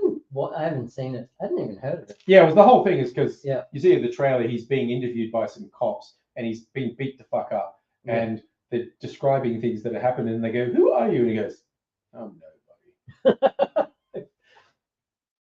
Oh, we got some Floyd happening. We got some Floyd up in here. At the Gates of Dawn. Oh my God. This is their first one. Is that their first album? That's their first album. Holy shit, I don't even recognize that. What's on there? Astronomy Domine, Lucifer Sam, Matilda Mother, which was one of their singles. Yeah. Take Up Thy Stethoscope and Walk. Interstellar Overdrive is awesome. That's just my cat. There's a really loud cat just there. Yeah. I think it's their first one. I'm pretty sure. I love the bodgy cover. Basically, it's just like the picture of them shot through a prism. Yeah. Like... But Astronomy Domine is one of my favorite. Yeah. Floyd. So Sid Barrett would still be in there. Oh yeah. Because he was only on the first couple of albums. Isn't that him there? Oh God, I don't know. I wouldn't recognize any of them in a lineup. Yeah, Sid will be on this one. Yeah, because I feel like his input. I don't, because Roger Waters became the dominant thing after Sid Barrett. Roger Waters and what's his name? And Gilmore. Yes. Yeah. Dave Gilmore. Dave Gilmore. Yeah. But yeah, it's very interesting the influence Sid Barrett had in the early ones. Yeah. It's not. Well, some people would say it's worse without Sid Barrett. It's different. He certainly is like of his time. Oh yeah. Oh, unauthorized. Oh, I've had some of them in my Pink box. Floyd, the unauthorized ones. Pink Floyd, High Hopes, unauthorized. Live recording. Live in USA, 1994, Part 2. Oh. This sound recording may not be the same quality as an authorized release. Those were a whole thing in the 90s. Yes, they were. Oh, nice. Yeah, I have a few of them. Yeah, a few of those. Few of the other. Few of the other. Okay, few of the How's Your Mother? Oh, here we go. A momentary lapse of reason. Ooh, that's a better name.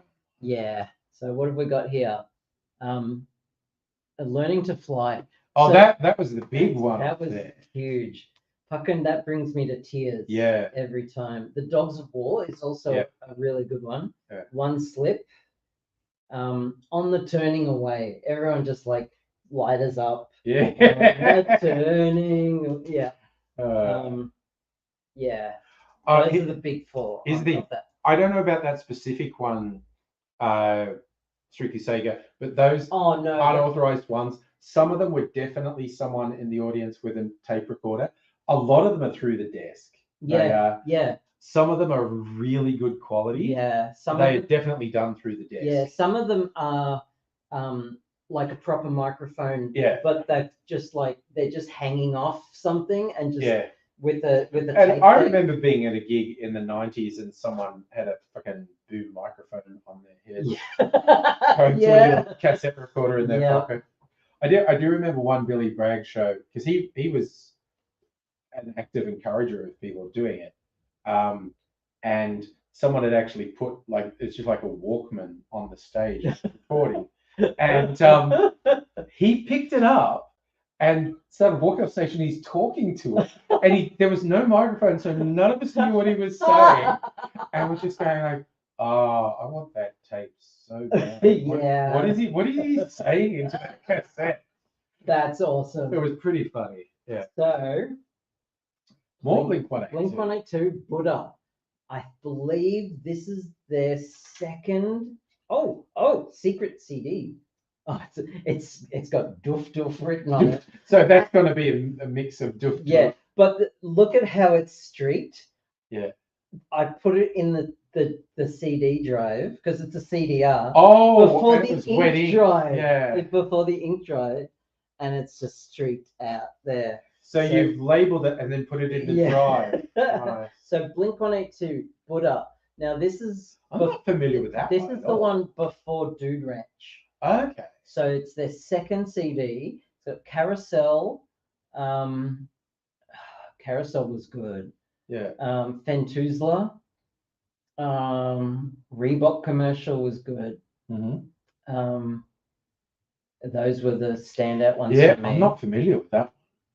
Yeah, it's a great CD. Yeah. It's a bit more raw. Yeah. Than Dude Ranch. Which you'd expect from their. Yeah. Their first CD their first album was Cheshire Cat. Mm-hmm. And it shared a track with Dude Ranch. Okay. Called Eminem. Anyway, we've got. Oh wow! More Blink-182. The big one. This was their huge one. Yeah. Enema of the State. Yeah. This is the one with Travis on the drums. Yeah. After Scott left. Yeah. Travis came on board. Dumpweed, Don't Leave Me, Aliens Exist. What's My Age Again? That's the over-the-top big one off that. All the Small Things. Oh, actually, that competes with yeah. All the Small Things. I prefer that as a song. So there's a song on here called Adam's Song. Yeah. Adam's Song is inspired by someone who passed away at one of their concerts. Oh, okay. And that has broken bands up before. Yeah. People dying at concerts. Yeah. So they dedicated a song. Yeah. To that person. But yeah. Oh, nice. Typo Negative. It's a Canadian band. Okay. They're very goth. Very goth. They're kind of metal goth. Metal goth. This is called October Rust, the name of the album. Standout tracks. Track number 2 is just completely doesn't have untitled. Let's see. Where is it? My Girlfriend's Girlfriend. Does this have Everyone I Love Is Dead on it? Love You to Death. Cinnamon Girl. Oh, The Glorious Liberation of the People's Technocratic Republic of Vinland by the Combined Forces of the United Territories of Europa. That's the name of the track. That's the sort of thing you used to get on 70s concept albums. So this is from '96, Typo Negative, which is I mean, it's a blood type, but it's they're Canadian goth band. Canadian goth. I think they're Canadian. I've, Oh yeah, made in Canada. there you go. Yeah. So no, it's not. Be My Druidess is one of their other tracks. Okay. But my standout track is My Girlfriend's Girlfriend. Okay. So yeah. I listen That's to a that fun a one. lot actually. Yeah. Okay. Oh yes. No effects. No effects. This is Wolf in Wolf's Clothing. Seeing Double at the Triple Rock is a good one. God, so 90% of their tracks are just garbage. Like they're just blasting through it most yeah. of the Oh time. look, they shotgun just shit at the wall and see Yeah. what sticks Yeah. half the time. Especially back then. Cool and Unusual Punishment. 100 Times Fucked Her. Benny Got Blowed Up. Leaving Jesus Land was actually pretty good. Yeah. The Marxist Brothers. We Marched to the Beat of Indifferent Drum. But Seeing Double at the Triple Rock was their single. They love puns and wordplay. They really do, yeah. I remember they inspired. I remember like various thrash punk and speed punk things. I remember I was in Sydney, the Meanies, I think. Yeah. And most of their tracks were between 60 and 90 seconds long. Yeah, and it's okay. just, "Bah!" And the joke for their fans, like everyone thrash out, they play, and it's this 60 to 90 seconds long. "Ah, bah!" And somebody would go, "Play faster!" Yeah. And again, because there was such like a positive vibe and they're so friendly, and the person would be falling over laughing, saying, "No, play the next one faster." Have you heard Jesus Built My Hot Rod? Oh, I love that song. You can't play that faster. No. We used to, in the 90s when it was on like Chat IRC with friends, and we were really into that album, Psalm 69, the Ministry album. A friend of mine was particularly into it and going, have we reached the ministry stage of the night? Yep. And so we like, the disc is in the tray. Yep. Okay, hit play. And so yeah, we knew what each other was listening to at a given time. And like Jesus Built My Hot Rods going, people are chatting, we just go, wow, wow, wow, wow, wow, wow, wow, wow, wow. Yeah. So next one is a soundtrack. Oh, Jurassic Park. I used to put this on to sleep. Yeah.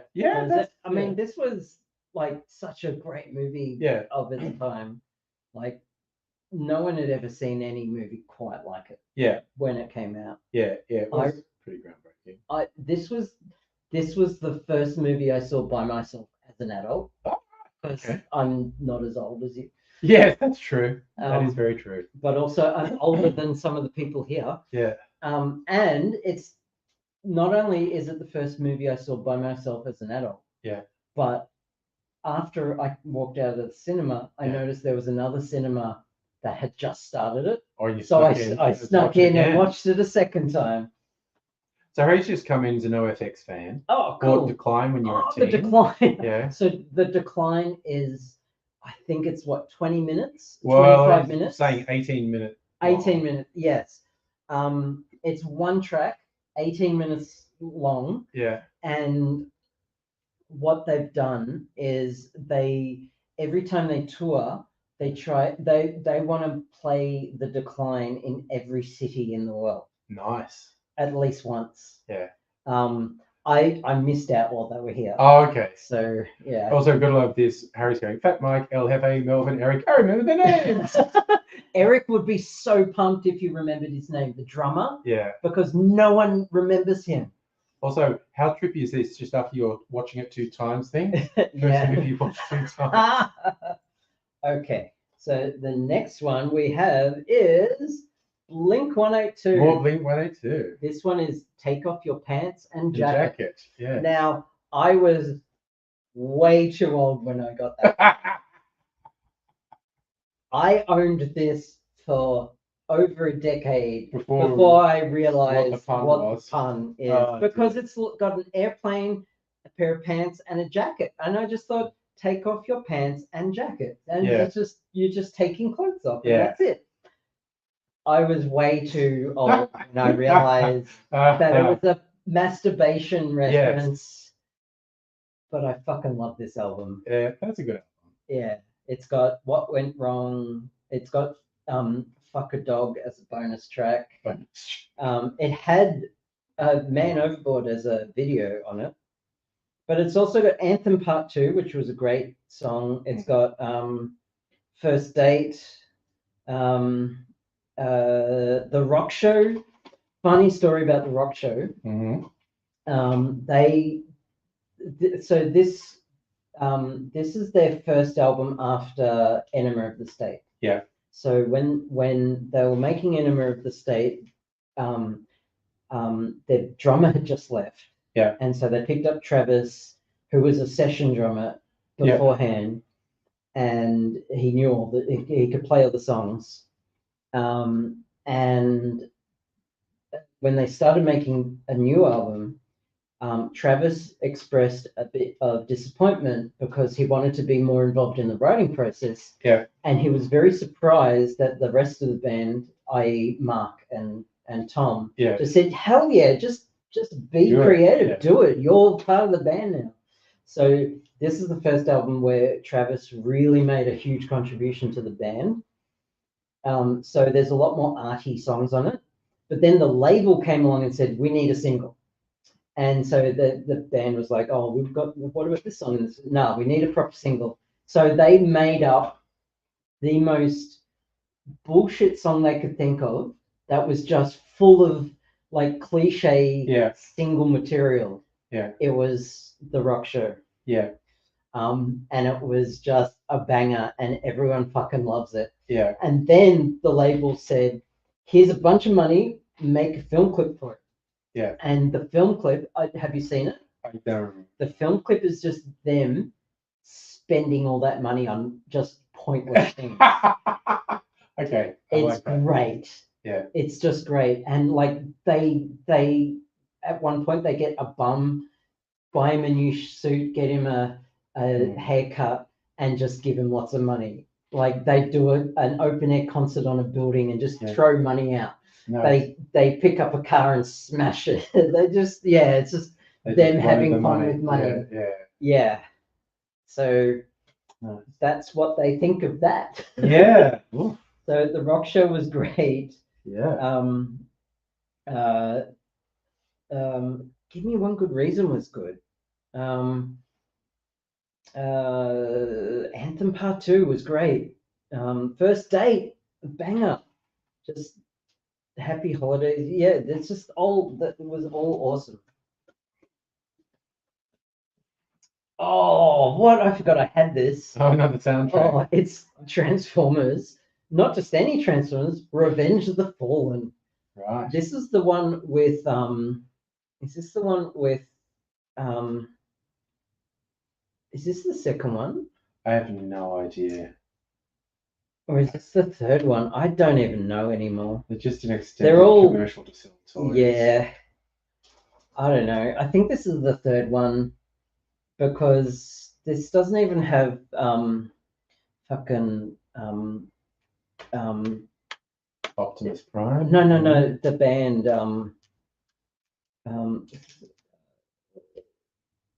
no, it does. New Divided with Linkin Park. Oh, okay. Fucking love that song. Linkin Park. I fucking love. Yeah, it is the second one. I think that's why I bought it at the time. Oh, nice. Phantom Menace soundtrack. Phantom Menace soundtrack. Good lord. Because I liked the movie. Yeah. I thought it was awesome. It was. Well, I like John Williams' composition. Oh, John Williams is a master. Like Duel of the Fates was. That's the big one. That's the big one. Yeah.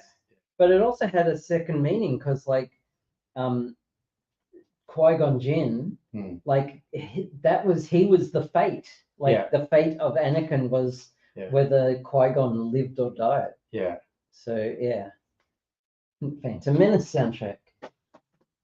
And that was I bought that after the Phantom Menace came out. Mm. So like I hadn't even seen the second one. Yeah. Oh, this is for you.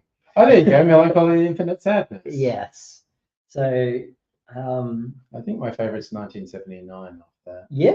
Yeah. I mean, I don't hate it, but my favorite has to be Tonight Tonight. Close, yes. Yeah. Yeah. No, I won't speak ill of Tonight Tonight. I like that. Yeah. But broadly, I like the album. It's a double album. 1979 is okay. Yeah. It's But got Bullet with Butterfly Bullet Wings. with Butterfly Wings is Yeah. there. It's also a double. Oh, Is there a disc missing? there's a disc missing. Oh no. That's Oh, that's a worry. oh no. I'm sad now. Yeah, well, maybe it'll show up in another case. Who knows? Yeah. Okay. Oh, we've had a slight traumatizing Oh, moment. no. Here we go. Anyway, we're up to row 3 now. Hi, Dontron. Hey, Dontron. We're bringing out old CDs and putting a playlist together. Oh, what have we got here? Oh, Triple J, Full Metal Full Metal Racket, Racket. My God. 3 Hours of Power.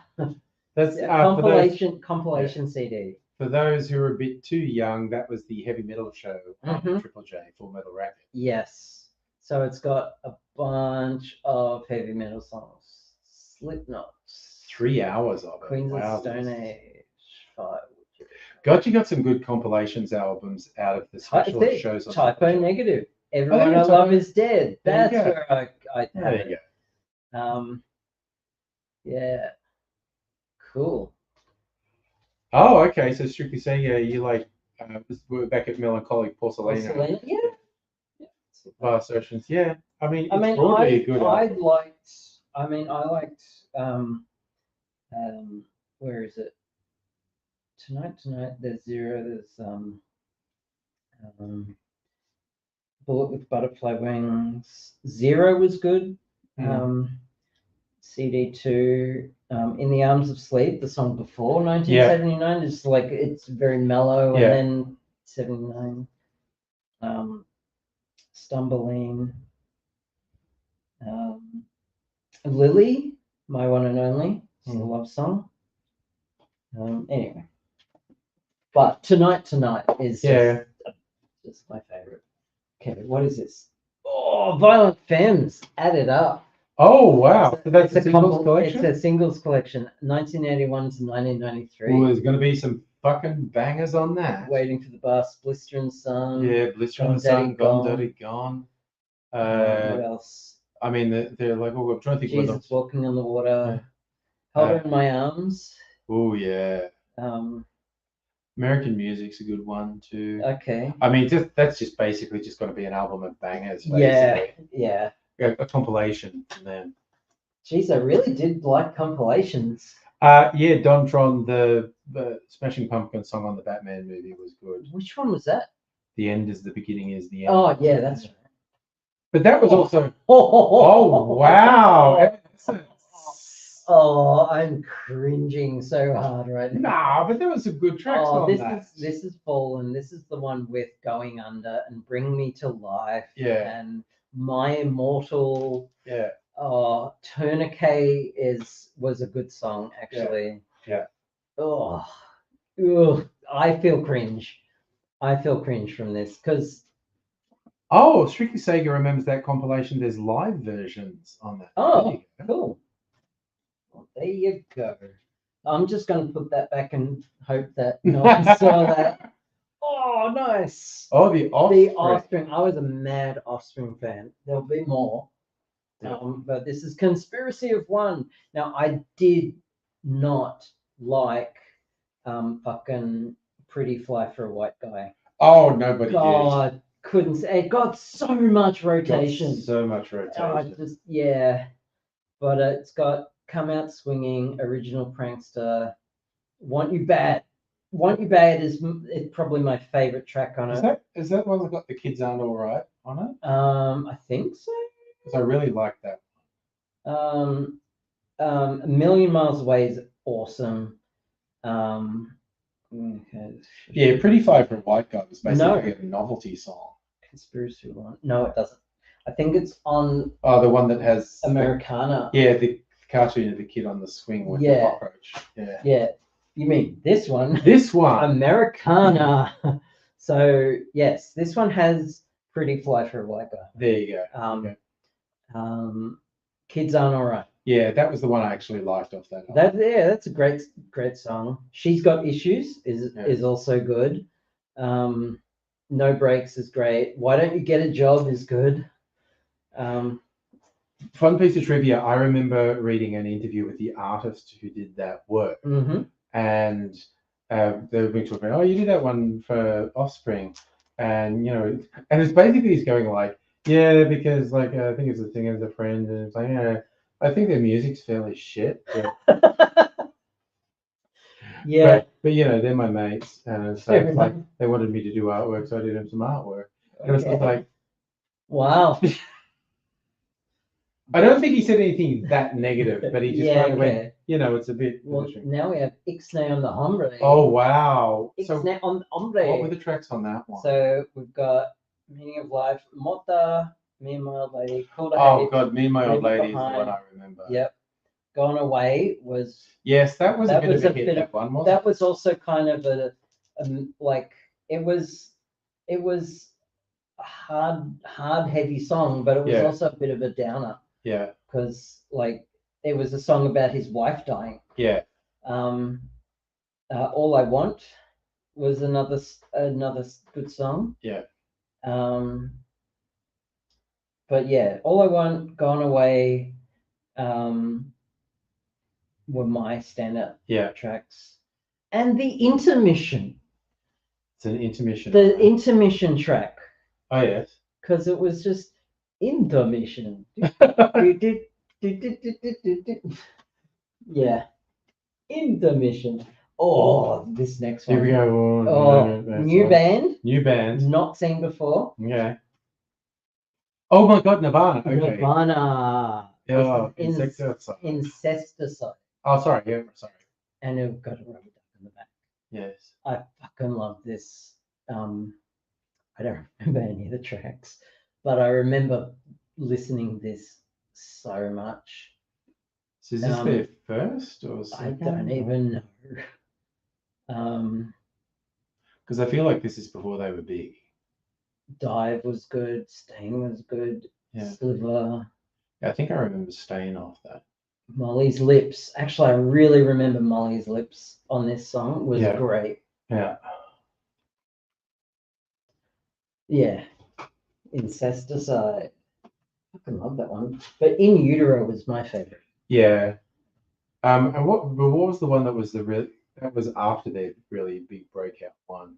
The one that has Smells Like Teen Spirit on it. What else? Oh, is that?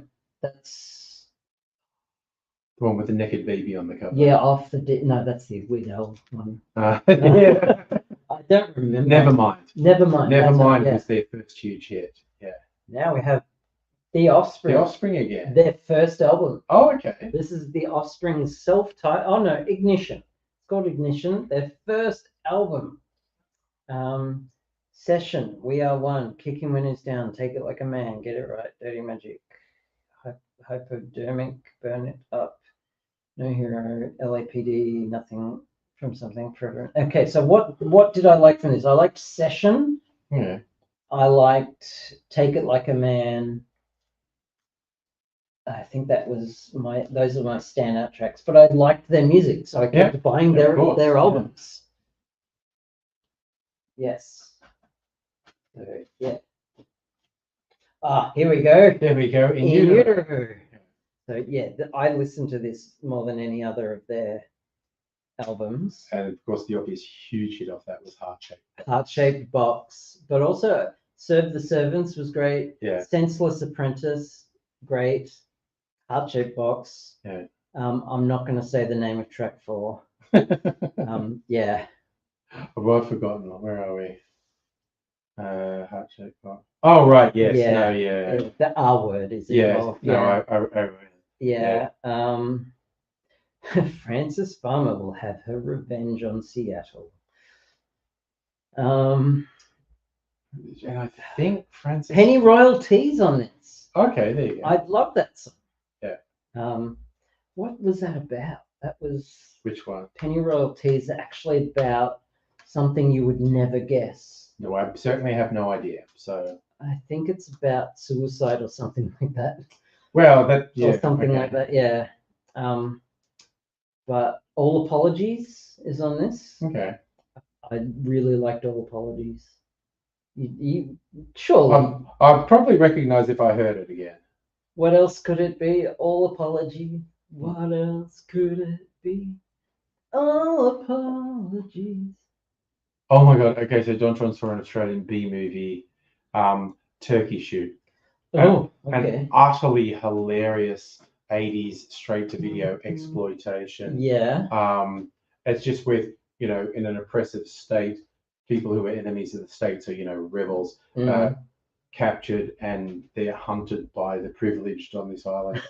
Okay. It's just a shit show. If you watch the documentary Not Quite Hollywood, which is about the various genres of exploitation, yeah, clearly everyone involved in Turkey Shoot were fucking garbage people. And like the producer was obviously a piece of shit. Yeah. And what was hilarious, there's a woman in it who's like the female lead. They used to always put Americans in roles, and then the hero was some American guy. I have no idea who he is or what he was in.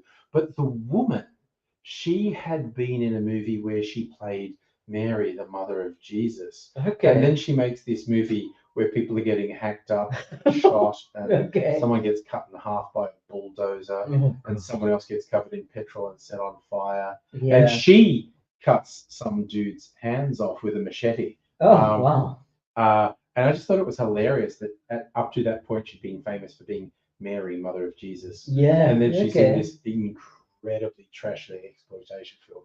Well, so funny. Speaking of... You got something trashy? No, speaking of petrol set on fire. Oh, there you go, Bleach. Which is the first one? I don't know. Nirvana, Bleach. About a Girl is on this one. Oh yeah, sorry, they're just talking about Turkey Shooting. Okay. There was a mutant wolf man in that movie. Paper Cuts, About a Girl, Negative Creep. I'm just naming my standout tracks. Great album. Yeah. I they basically made very good albums. I don't remember the order of the tracks. Yeah. I was too young. Here it is. Cheshire Cat. More Blink-182. This is their first album. Oh, okay. Cheshire Cat. Okay. So this has got Carousel, M&M's. It's got very similar tracks to their second album, Buddha. Yeah. So they re-recorded some of the tracks. They re-recorded a few. So you'll see Toast and Bananas is there. Mm-hmm. Romeo and Rebecca is there. Mm-hmm. Ben Marbles is a good one. But it isn't on there. But yeah, I liked Touchdown Boy. I liked M&M's off this, was just really good. Carousel on this is just straight out good. And yeah, it was a great track. Great album.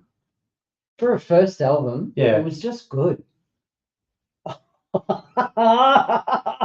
No one will recognize this. No. If anyone recognizes this, my hat's off to you. Okay, sure. Because this is a Melbourne band called Paramecium. Okay, which honestly sounds vaguely familiar. The album is called Exhumed of the Earth. Right. And they're a Christian death metal band. That's what they're Yeah. From Frankston. That's with all my other Christian death metal bands. Christian, from Frankston. Yes. All their lyrics are from the Bible. Awesome. But not that you would know that by listening to it. No. Because you cannot understand a word. Because you can never understand anything. Because it's all It sounds cool. I feel But- okay. I did now that you say they're a Christian death metal band who did the. Mm. I feel like I saw them interviewed on the Saturday morning music show on ABC, Yeah. Recovery, Okay. or there was actually a predecessor to Recovery, I think. So the opening track, The Unnatural Conception. Like the massacre of the innocents. And it's all from the New Testament. as well. Okay. It's all Bible lyrics. That's what that's what I was thinking. What's more metal than the Old Testament? But Yeah, I that's know. all New Testament. It's all like it's got like all the lyrics. They give the verses. They give the verses. It is. It's all New Testament. I mean, the book of Hebrews, maybe. I don't know. Might be Old Testament. Yeah. I mean, I don't know. I haven't read the Bible. Okay. So I'm going to quickly go. Yeah. So Okay. it's got Gospel of Luke, Gospel of Matthew, Gospel of John, Matthew, John, Matthew, Luke, Mark, Matthew, Acts of the Apostles, Matthew, John, Luke, Matthew, John, Mark, Matthew. Lots of Matthew. They love Matthew. Mm. Corinthians is the letter to the Corinthians. That's New Testament. Acts of the Apostles. Hebrews, I think, might be Old Testament. That's getting by. Revelations is obviously New Testament. According to Dontron, book of Hebrews is New Testament. There you go. Okay. Colossians. That's a letter to Colossians. This is all New Testament. Well, if they're Christian, then it makes sense. Romans is New Testament. Mm-hmm. It's all New Testament. Yeah. And you're in. Oh no, wait. Leviticus. That's Old Leviticus is old. Yeah. Proverbs is Old Testament. Galatians and Ephesians are both New Testament, I think. Ezekiel is Old Testament. They both. You're right. They do sound very keen on Jesus. They sure do. Ecclesiastes, I think, is New Testament. 90% New Testament. It is not. And again, as soon as you say Christian death metal, you go, surely it's all Old Testament, but it's 90% New Testament.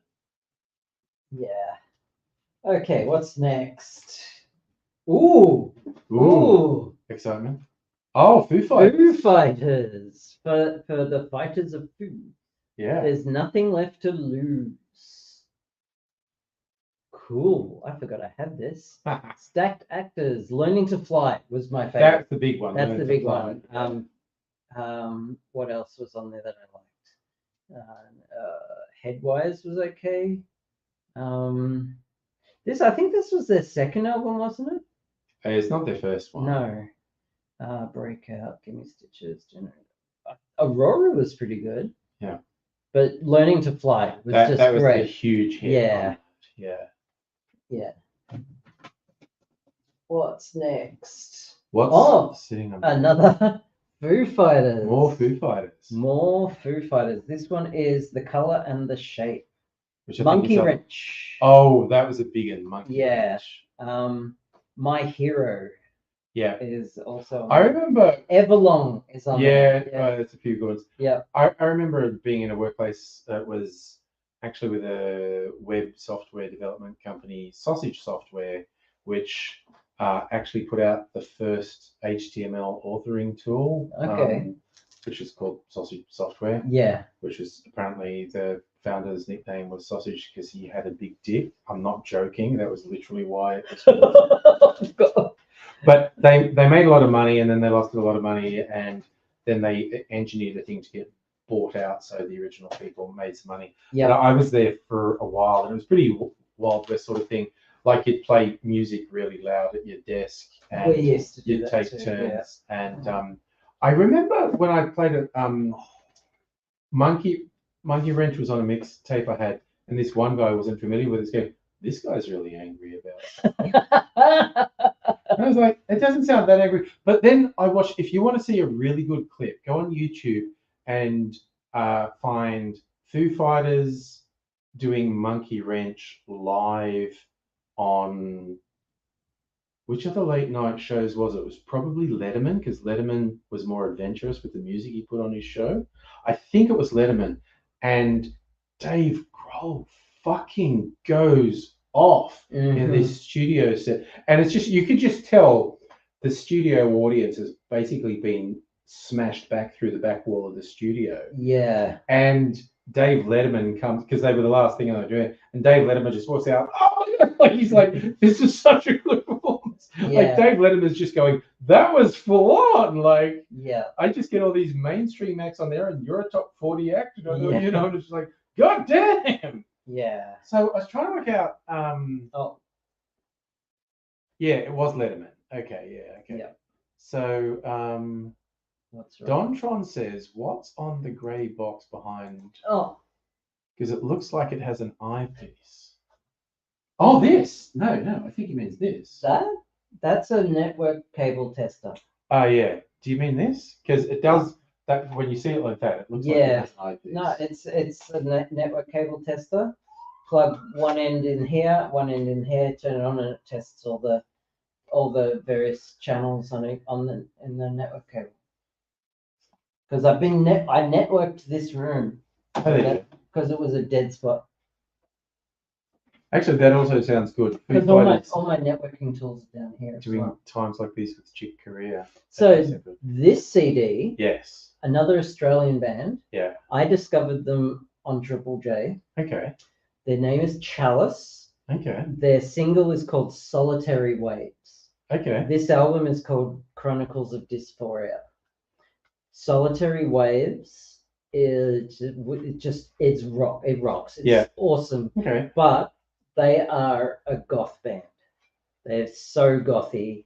I mean, you look at their art and it's very like Celtic inspired. Yeah. But Solitary Waves by Chalice. Okay. Discovered it on Triple J. Fair enough. Okay. Cool. Very gothy. I am getting a text. Maybe That's fair. Okay, what have we got here? I have Alien Director's Cut. There you go. Okay. Oh, A movie. Also, just trivia: Hot Metal was an HTML editor. It came out at the same time as Sausage's software, but Sausage was actually more successful. Steve Outram, who was the founder of Sausage, was famously Australia's first internet billionaire. So this CD, yes, I reckon every single Australian in the 90s owned this CD. Okay, that's a big call. Chisel. I would have thought they were 80s more than 90s. Well, this is because it's a compilation. Oh, it's a compilation. Yeah. It's even. Oh, they've got the entirety of You're 16, You're Beautiful. Oh no, You're 13, You're Beautiful. Yeah, I know. Because they were being fucked up. Yeah.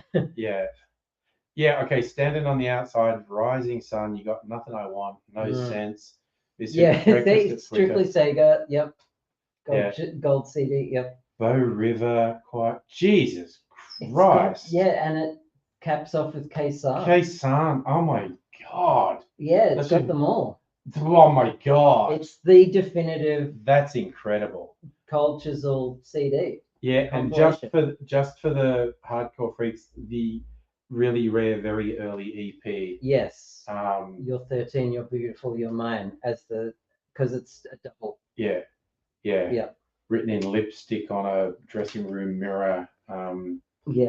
Which just speaks so poorly. I know. That didn't age. It wasn't good at the time. And of course, it's a joke because there was a famous song called You're 16, You're Beautiful and Mine, which, depending how old the person singing it is either legal or not legal. Yeah. And they just decided to be fucked up about it.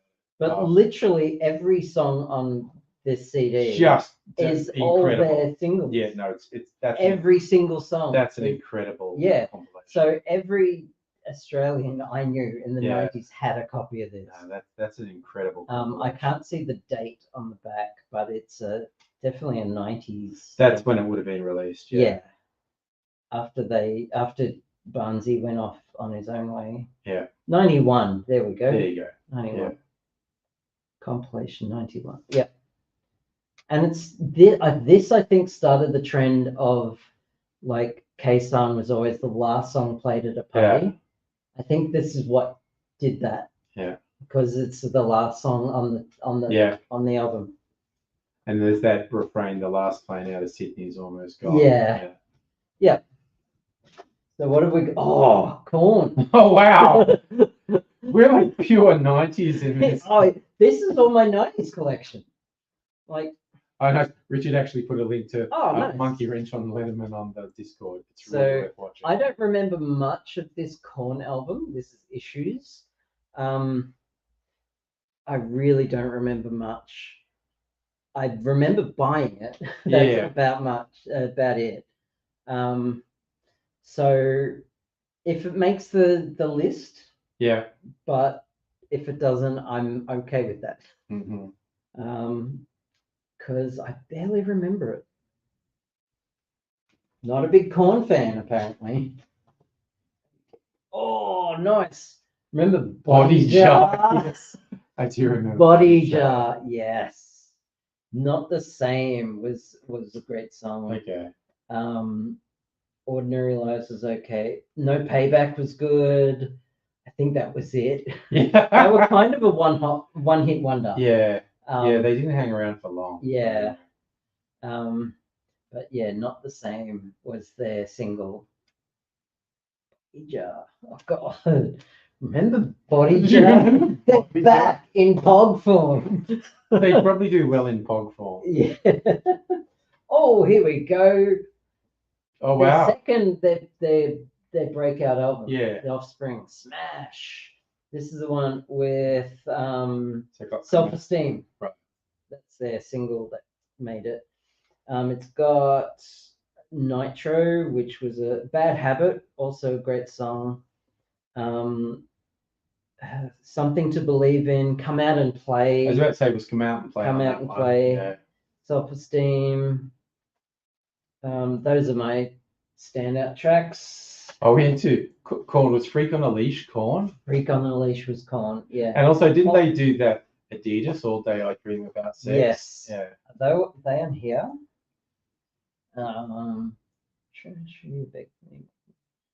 Doesn't look like No, I didn't see. No. I only looked at. No, this is just like That's a different album. a different album. This Yeah. is just a track. Yeah, no, they did release a few albums. Yeah. So what's next? Here we go. Holy Screaming Jets. Oh, And not only that, it's a twofer. yeah, two albums. Two on one albums in- CD. Yep. Tear of Thought and All for One.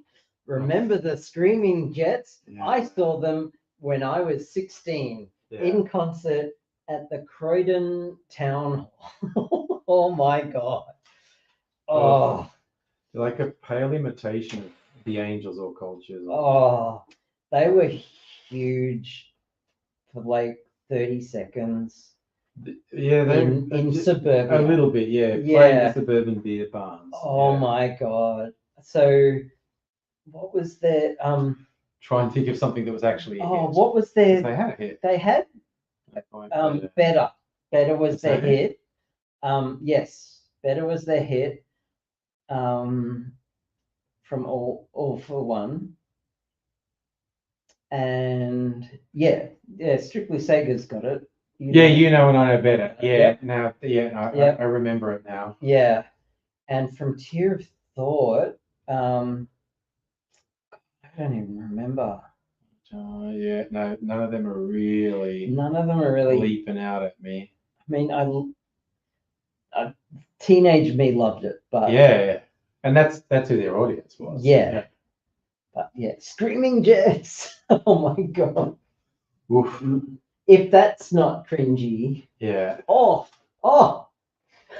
the Screaming Jets. You've got I've you've got got another three one. Screaming I've got Jet three. albums. This is a self-titled Screaming Jets. Maybe it's their first one there. Yeah. Oh, no, I think this is a third album. This came out afterwards. Okay. I remember because they thought they were big, and so yeah, the one with the gorilla. Oof. Okay. And Sad Songs was their single. Oh yeah, no, Strictly Sega actually called it Sad Song. Yep. Sad Songs was the single. But also calling out, do you remember Chocolate Starfish? Yes. Yep. I remember Chocolate I Starfish. remember. Yep. which for those who don't get the reference, that's a butthole reference. It is. So, yep, Screaming Jets. I think that's it for the Screaming Jets. So surely, I don't think I've read it. Oh, nice.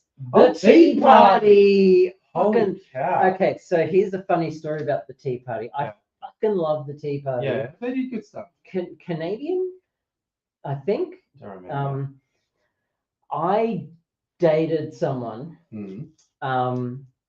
Really, really liked her. Mm. She had issues, like we all do. We all do, yeah. We all have issues, but I really liked her company, but she had to let me go because that's just what she did. If people got too close, she would let them go. She did it with the next person she dated as well, a friend of mine, and just did, Anyway, I find on YouTube a concert of the Tea Party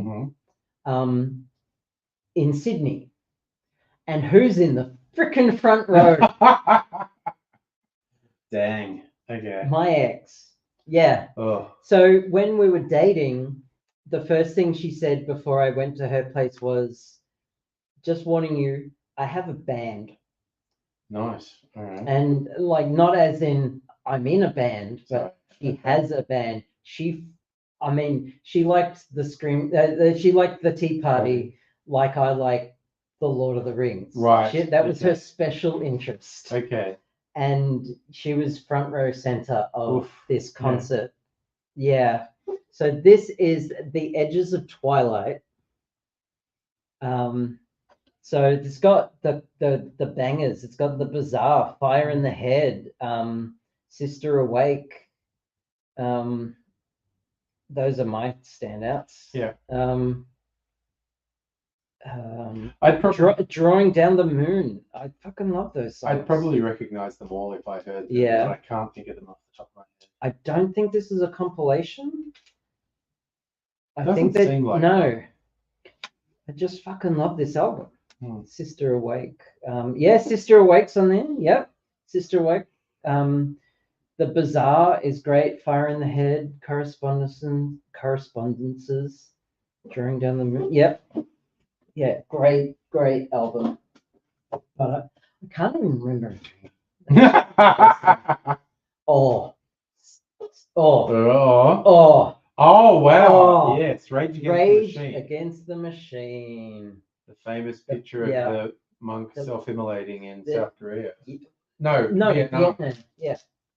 Yeah.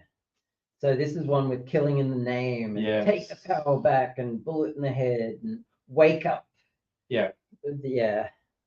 I have to admit, compared to what they were capable of, this album's a little bit sort of first year uni student. I'm into politics. Oh, I thought it was. I mean, you're just having a thing with fuck you, I won't do what you tell me. Yeah. Again, I think they're very good, and that's a good album. Yep. But compared to what they were capable of and what they ended up doing, this is a little bit like, I just read some philosophy and I know everything now. Fair enough. Which is being very mean to them, because it's a very good album. Great album. It's a very good album. So my takeaway tracks are Killing in the Name, Take the Power Back, Bullet in the Head, and Wake Up. Yeah. It's kind of like, I liked it, but I always found it was like, oh my God, just repeating that refrain, fuck you, I won't do it. Yeah. Well, it just went on and on and on. But I also you're 12 years old and you're not my real dad. Okay, good. But when I heard it, I was just jumping around my bedroom and just. But when some of their later ones, like Renegades of Funk, just fucking tore the walls down. That was such a good song. I think these two are out of order, so I'm going to do them in the proper order. Do them in the proper order. Presidents of the United States of America. So much fun. Oh, and the sequel. No, they were so much fun. Good. I fucking love these guys. Really good songs. This is one, Kitty. Yeah, Kitty. Lump. Yes. Yeah. Peaches. Yeah. Dune Buggy. Yeah. Kick Out the Jams. Naked and Famous. I mean, I even love Bo Weevil. I liked. No, great songs. Yeah. So much fun. But standout tracks: Kitty, Lump, Peaches, Kick Out the Jams. And then on the second one, The President's 2, Volcano. Yes, that was a really was fun so one. good, yeah. Mark 5 was good. It's about the car from TV show. Tiki God, Tube Amplifier, Supermodel. Didn't like Puffy Little Shoes, but yeah, not as groundbreaking as this one. Yeah. But fuck, they were awesome. So Strictly Sega. And then they just disappear. Yeah, I think they. I'm trying to think. If there's another single at least that's not on I don't those. think so. Strictly Sega was saying Renegades was a cover album, so there you go. Oh, okay. Yeah. Anyway, or was I thinking of Tectonic? It's Tectonic. Volcano. Yeah. they styled themselves as Pussa instead of POTUS. Right. So PUSA instead of POTUS. So Yeah. weird, but you know, artists. What are you gonna do? Yeah. Now I'm literally just compelled to look up because I feel like there's another single they had that I really like that's nagging at me. Yeah. But you go, what's the next I've one? only got 4 CDs to go. And Yeah, go for it. Yeah. So, Rammstein. Oh goodness! Oh wow! Yeah. Speaking of enjoyable but Rammstein. questionable people. Yeah. So this is the one with Links 234. It's got Mein Herzbrand. Mm-hmm. It's got Mutter, Zvita, Yeah. Fire Free. And you have to use the gravelly voice Of course you because do. it's German and it's Southern German as well. And I also don't want to pretend that I'm above it. Just I was bored the other day and I looked up Lindemann's side project, Praise Abort, which is Oh god. Seriously, it's so fucked up and funny, and the visuals on it are just okay. Yeah. And he's just basically doing it. He like, I like to fuck, but not sexually. And he's basically saying he wants to have sex without contraceptive, but his wife has too many babies, so he's really into abortion. He thinks it's awesome. And even at one point, he's just like, fucking women is too much trouble, too many babies. I'm just gonna fuck guys from now on. But then as the chorus is, I hate my life. And wanted the Rammstein. Okay, so standout tracks from this Rammstein. Mutter, Links 234, Fire Free. It's spelled Feuer space FRE. It's fucking German. It is. It's fucking German. Yeah, just those 3. Yeah. I mean, they're all kind of good. Yeah, but I do find that Rammstein very enjoyable, and also when they did shows in Russia, they just did super gay shit on stage, which was extremely funny. Oh, it was so good, yeah. So I'll excuse them for. Well, no, I won't actually, because some of the stuff I've heard is like, okay, how are you not in jail? And Son, I don't remember it. Yeah, I just don't remember that one. Mega Leech said it's on there, but yeah. The Presidents USA did have a third album. I know. I don't remember. They did a cover of Video Killed the Radio They Star. did, yeah. Which actually was really good fun. Yeah, it was. Yeah. Okay, I'm gonna have to look up that album. Yeah. Well, next we have Frenzel Rom. Oh my god, that's so funny. Sorry. Coughing Up a Storm, Frenzel Rom. Yeah. And not even one of their good albums. This is what you're looking up. Sorry, apparently Presidents of the USA released an album in 2014. Oh! Wow. Third album. It was yellow, apparently. There you go. Anyway, so Frenzel Rom is an Australian punk rock band. Let's see. Standout tracks: Genius, Don't speak.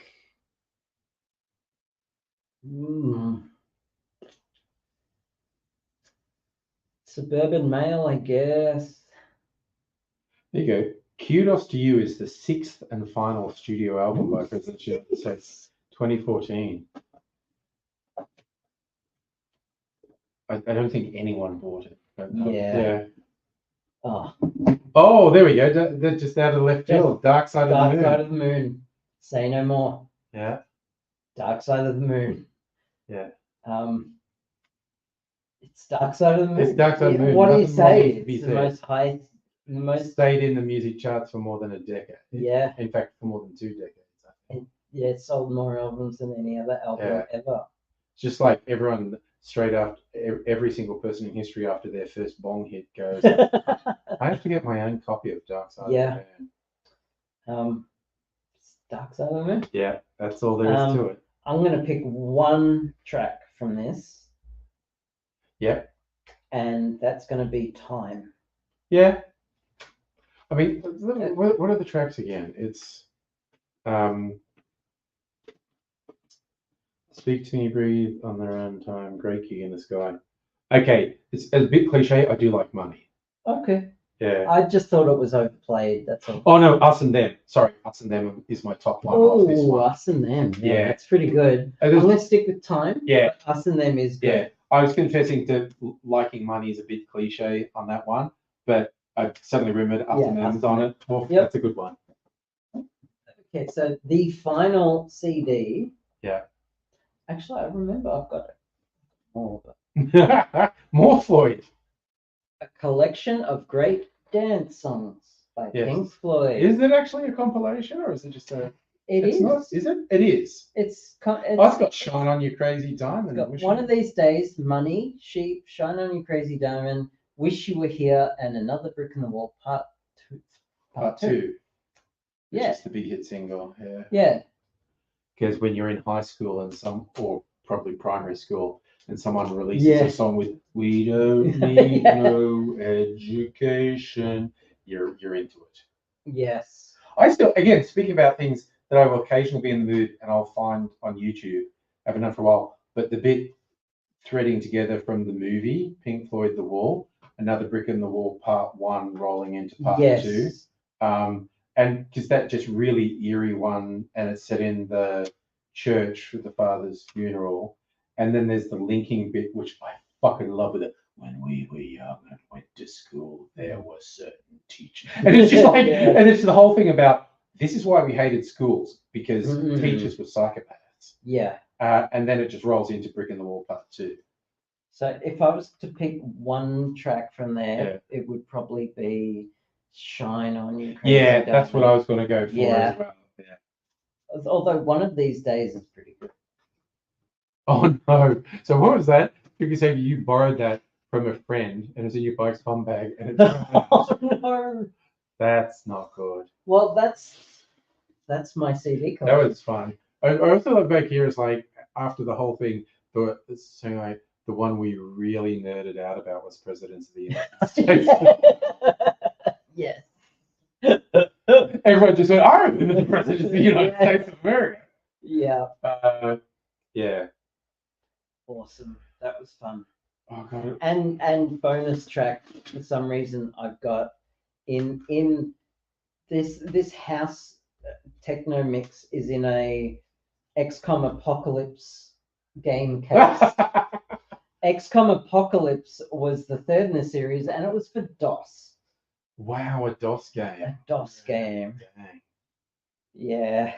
I think, yeah, I played Doom on DOS. From the Muralbach Games Exchange. Yeah, yeah.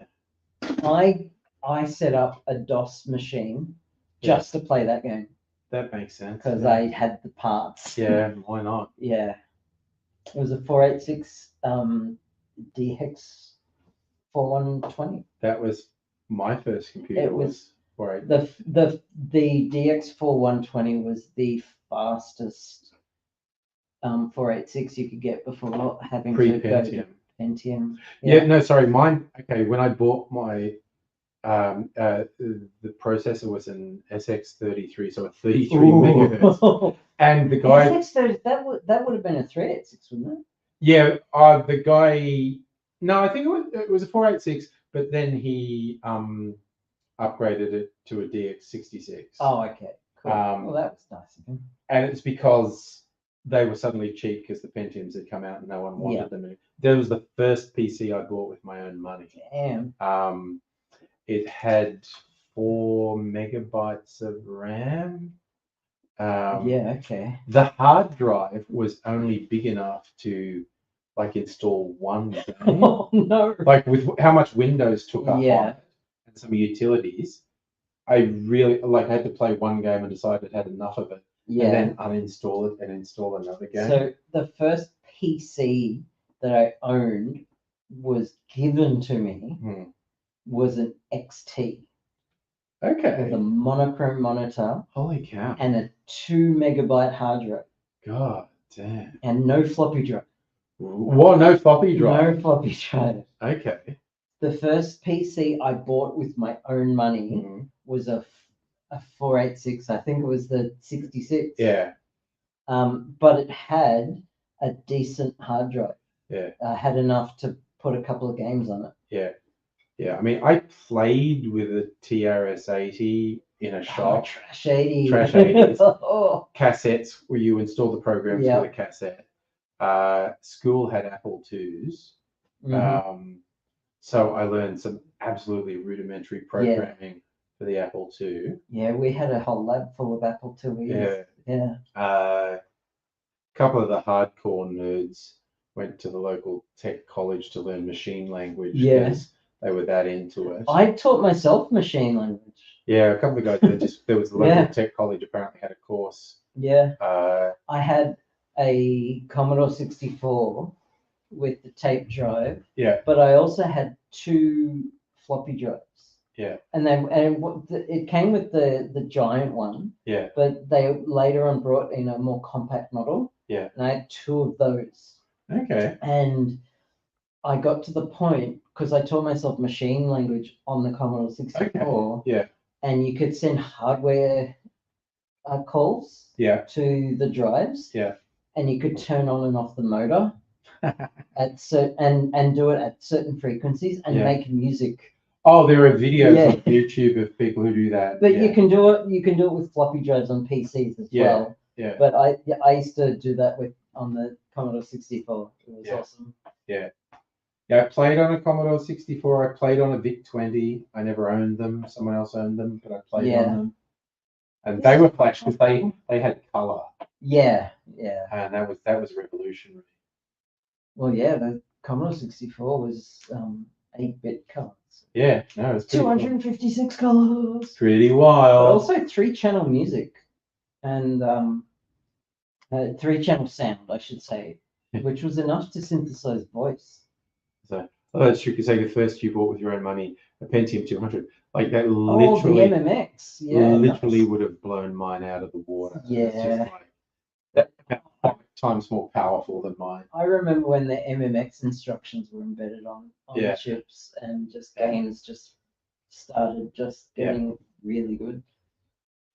Sure. God, I remember when multimedia PCs was a catchphrase. Oh yeah, because they couldn't play video. No, not only that, but it meant a computer had a sound card. It had a disk drive. Sorry, a CD-ROM. Yeah. And speakers. Yeah. And could play video. Yeah. Because before that, it wasn't a given that a PC had a sound card. Exactly. Or like could show high resolution video. Yeah. Oh well, yeah. Because VGA was a thing, but it was.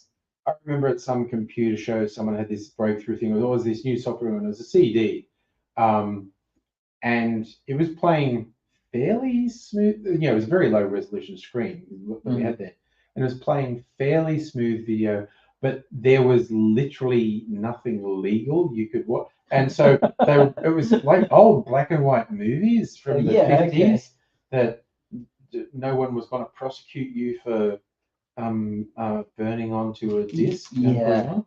It was years before there was anything legal you could watch on a computer. I remember seeing my first um, um, a 32-bit color monitor. Yeah. This was XGA, so it was VGA with extra colors. So it was a 32-bit, which meant like 6.4 million colors. Yes. And it had a still image of a train on it. Yeah. With the headlamp. Yeah. And I could have sworn it was a picture. Yeah. You would look at it now and think that's ridiculous. Yeah, but it's what you're used to. Yeah, at the time. Yeah. It's kind of like, look at old. Oh, yeah, Super VGA, XVGA, yeah. That's the one. Look at games I used to play and have a wild time. And if I look at them now, I wouldn't be able to play them. Yeah. Because the graphics are so blocky, I wouldn't be able to work out what was happening. Yep. And like you'd have to use weird controls. Yeah. That you were just used to at the time. Yes. God, you had to get really specific peripherals and whatnot. It was ridiculous. Or you'd have to have like the instructions out with what keys did what. Yeah. And some games would have an overlay that you would put over your keyboard to show you what they were. Yeah, what they were. Yeah. Now you just have a mouse and WASD. Yeah. Or a HOTAS. Yeah. Mouse and a throttle and joystick. Yeah. You still get people who sometimes have, usually for flight sims and stuff, who have really full-on peripherals. I have that. You have that there. Yeah. Have you seen it? Probably. Do you want me to get it? Yeah, go get I'm gonna go get it. Also, but while I'm out there, I went to an IT convention in 1993. Yeah. And I still have an artifact from that convention. I'll bring it out. Bring it from 1993. We're getting that hardware. It's not what you think it'll be. No, I'm waiting with bated breath. Hello, Celtic King, by the way. So Strick said you remember moving up from CGA to EGA. Yeah, each iteration, I think, and the shift from CRT to flat screen monitors and then to HD flat screen monitors was incredible. And yeah, you go back and see some old things and absolutely does your head in that you could ever do it. Like even, old TV was so low resolution. You sort of got spoiled with modern HD TV. Whereas in the 80s, TV was so resolution. It was such shit quality. It was amazing. You like the English shirt? This is one of my old ones. Don't know if this was in the very first lot of shirts I bought, but this is one I've had for quite a while. Everyone always comments on this. This is always gets comments when I wear this one. Okay, I brought another CD that I forgot. Oh, cool. So, but with more show and tell. Okay, so remember X-Tree? Yeah. This is an X-Tree pencil that they gave away as just merch. Yeah. So X-Tree and then X-Tree Gold was a DOS, because DOS was all we had. Yeah. A drive management and like file system management. Because that was software. That was actually really difficult. Yeah, because imagine if you go into a DOS prompt now, and you have to manage all your files and everything without Explorer. Without Windows Explorer. Without a file. So X-Tree and X-Tree Gold was a file manager. Yeah. For DOS. Yeah. And so this is a pencil from X-Tree Company from 1993, and I have never sharpened it. Wow. I just have kept it all these years. Dang. It's a thing. That's a wow. So you finish off the eggnog? I'll have some. Yeah. The CD I forgot to bring is. Oh, another Pink Floyd one. Oh, you recognize it? I do. It's got This is- just the lights flash on it. The battery ran out a long time ago. Long time ago. This is Pulse, Yeah. a concert that they did ostensibly for the Division Bell. Yes. Yeah, I knew it was linked to the Division Bell. yeah. So disc 1 is the Division Bell Yeah. concert plus extras. Then disc 2, they did at the same concert, they did Dark Side of the Moon. Yeah. And then some encore tracks. So there is an accompanying, well, it was on VHS at the time, a concert you can watch. But then they released the CD as well, and it had a blinking light in the spine of the CD. When I saw this, the store had like about 50 of them lined up, and they had them set up so that they were blinking in unison. Yeah. So yeah, this was so good. I remember my parents bought the actual concert on VHS. Yeah. There you go. Strictly Sega's got it on Laserdisc. Oh, cool. It is, isn't it? And I watched it, and I thought I'd never like gotten into Pink Floyd, and this was what got me into Pink Floyd. Yeah. So you can take it out. Oh, and the electronics are in there. And I'd be surprised if the battery hasn't leaked, but. Well, you could put new batteries in. I could. I'm surprised it takes 2 double A's. Yeah. Like. You probably should take them out before they leak. Yeah. I mean, these are rechargeables. They're actually, that's probably why they didn't leak. Yeah.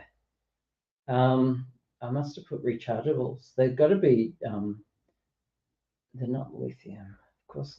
They'd be nickel metal hydride. Yeah.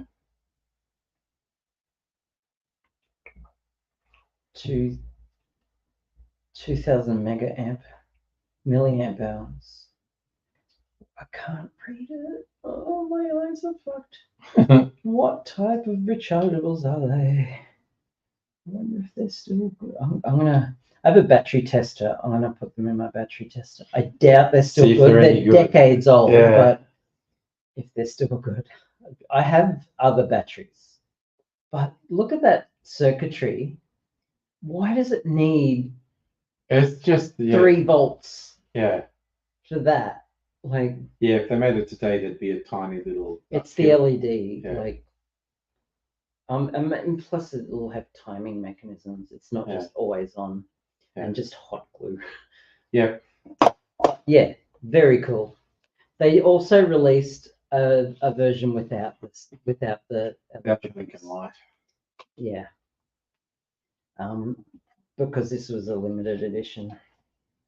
But I managed to get the blinking light edition.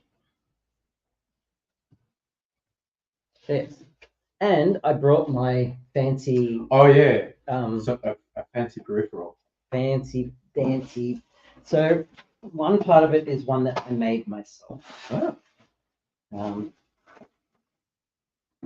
I made a button box. Oh, you showed me that before. The button box is incredible. Yeah. With missile switches and yeah. Oh, toggles and switches. Oh my god, this is so cool. Yeah. This is my that's the sort of thing I've been. Yeah, this is my X52 hands-on throttle and stick that I use for Elite Dangerous. I tried the it's the X52. This is the X52. I tried the X56, didn't like it. It's too heavy. Okay. The throttle was just too heavy.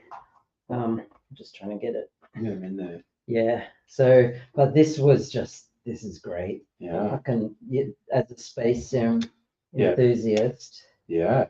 Yeah, so good. So many buttons. and switches and Yeah. yeah. I would absolutely do my head in trying to work out how Yeah. to- Well, I needed more. That's Right. why I built okay. the button That's why I box. built the button box. There you go. Yeah. Plus, I have a VR headset.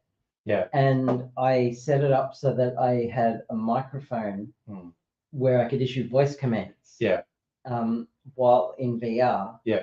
So that, like, I didn't have to look at anything while I'm Yeah. flying. Oh wow. Okay. So I remember, like, eventually all these buttons become muscle memory, Of course. and yeah, the rest is voice controls. So Tontron's still got a functional sidewinder too. Oh, wow. Built that to last. So I was at a place called Scorp Tech Computers, which is a I know that place. yeah. Yes. I was there on Wednesday, Mhm. and they had that on display, Mhm. and they had a the Thrustmaster Warthog. I know it's the worst name. Thrustmaster. I think Cypher asked that I've been to the sex shops in Melbourne. Yeah, so they have the Thrustmaster 3000. Mm. Yeah. So Thrustmaster is the name of the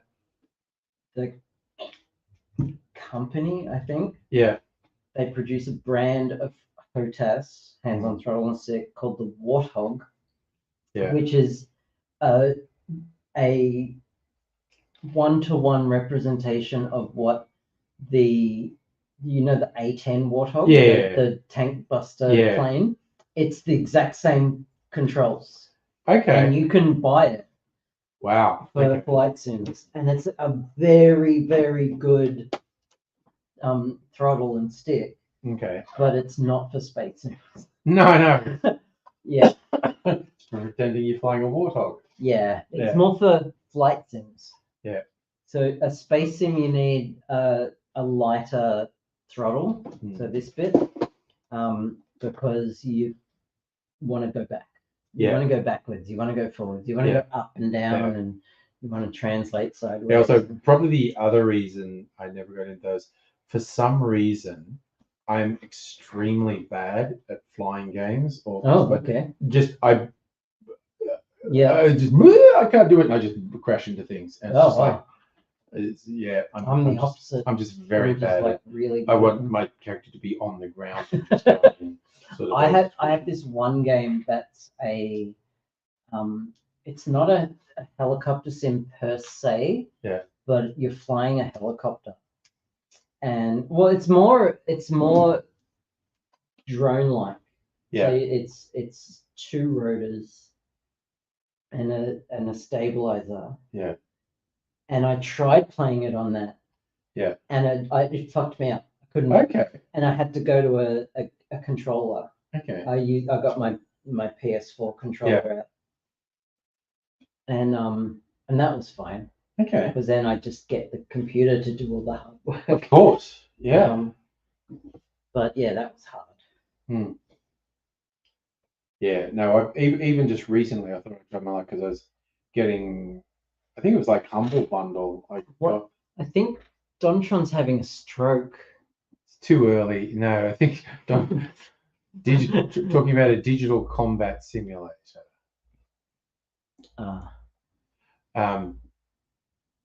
All right, they fully modeled cockpits with every. Oh yeah. Oh yeah. Yes. Oh yes.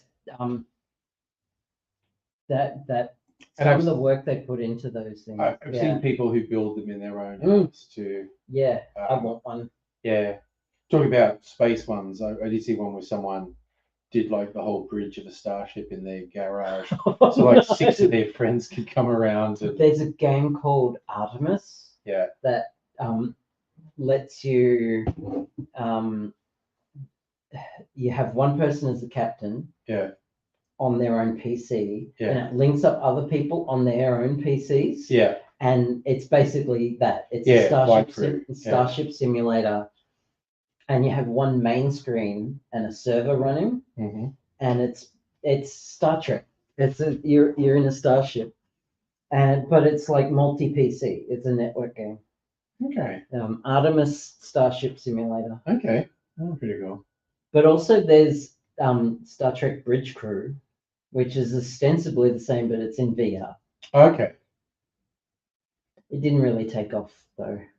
I have a copy, and it's great, but the missions are just always the same. Okay. It gets very samey Yeah. after a while. So. Okay. So. Oh yeah, we are in musical aviator territory. Yeah, I'm sure he'd be well into it if we were talking about that. Well, what's the time? Okay, midnight. How are you going? I've been tired all day. Yeah. Sorry. Like, yeah, it's up to you. Yeah, because I've got to go home. I've got to cross town on public transport and go home. I could have slept 3 hours ago. I can Alright. sleep now. Yeah. So, yeah. Oh right, sorry. I just what Megaleech's boom tish was because Starship Simulator didn't take off. You didn't even do that on purpose, but you did. Oh God. Oh my God. Oh, okay. I think that's the note we should finish on. On that note. On that note, yes.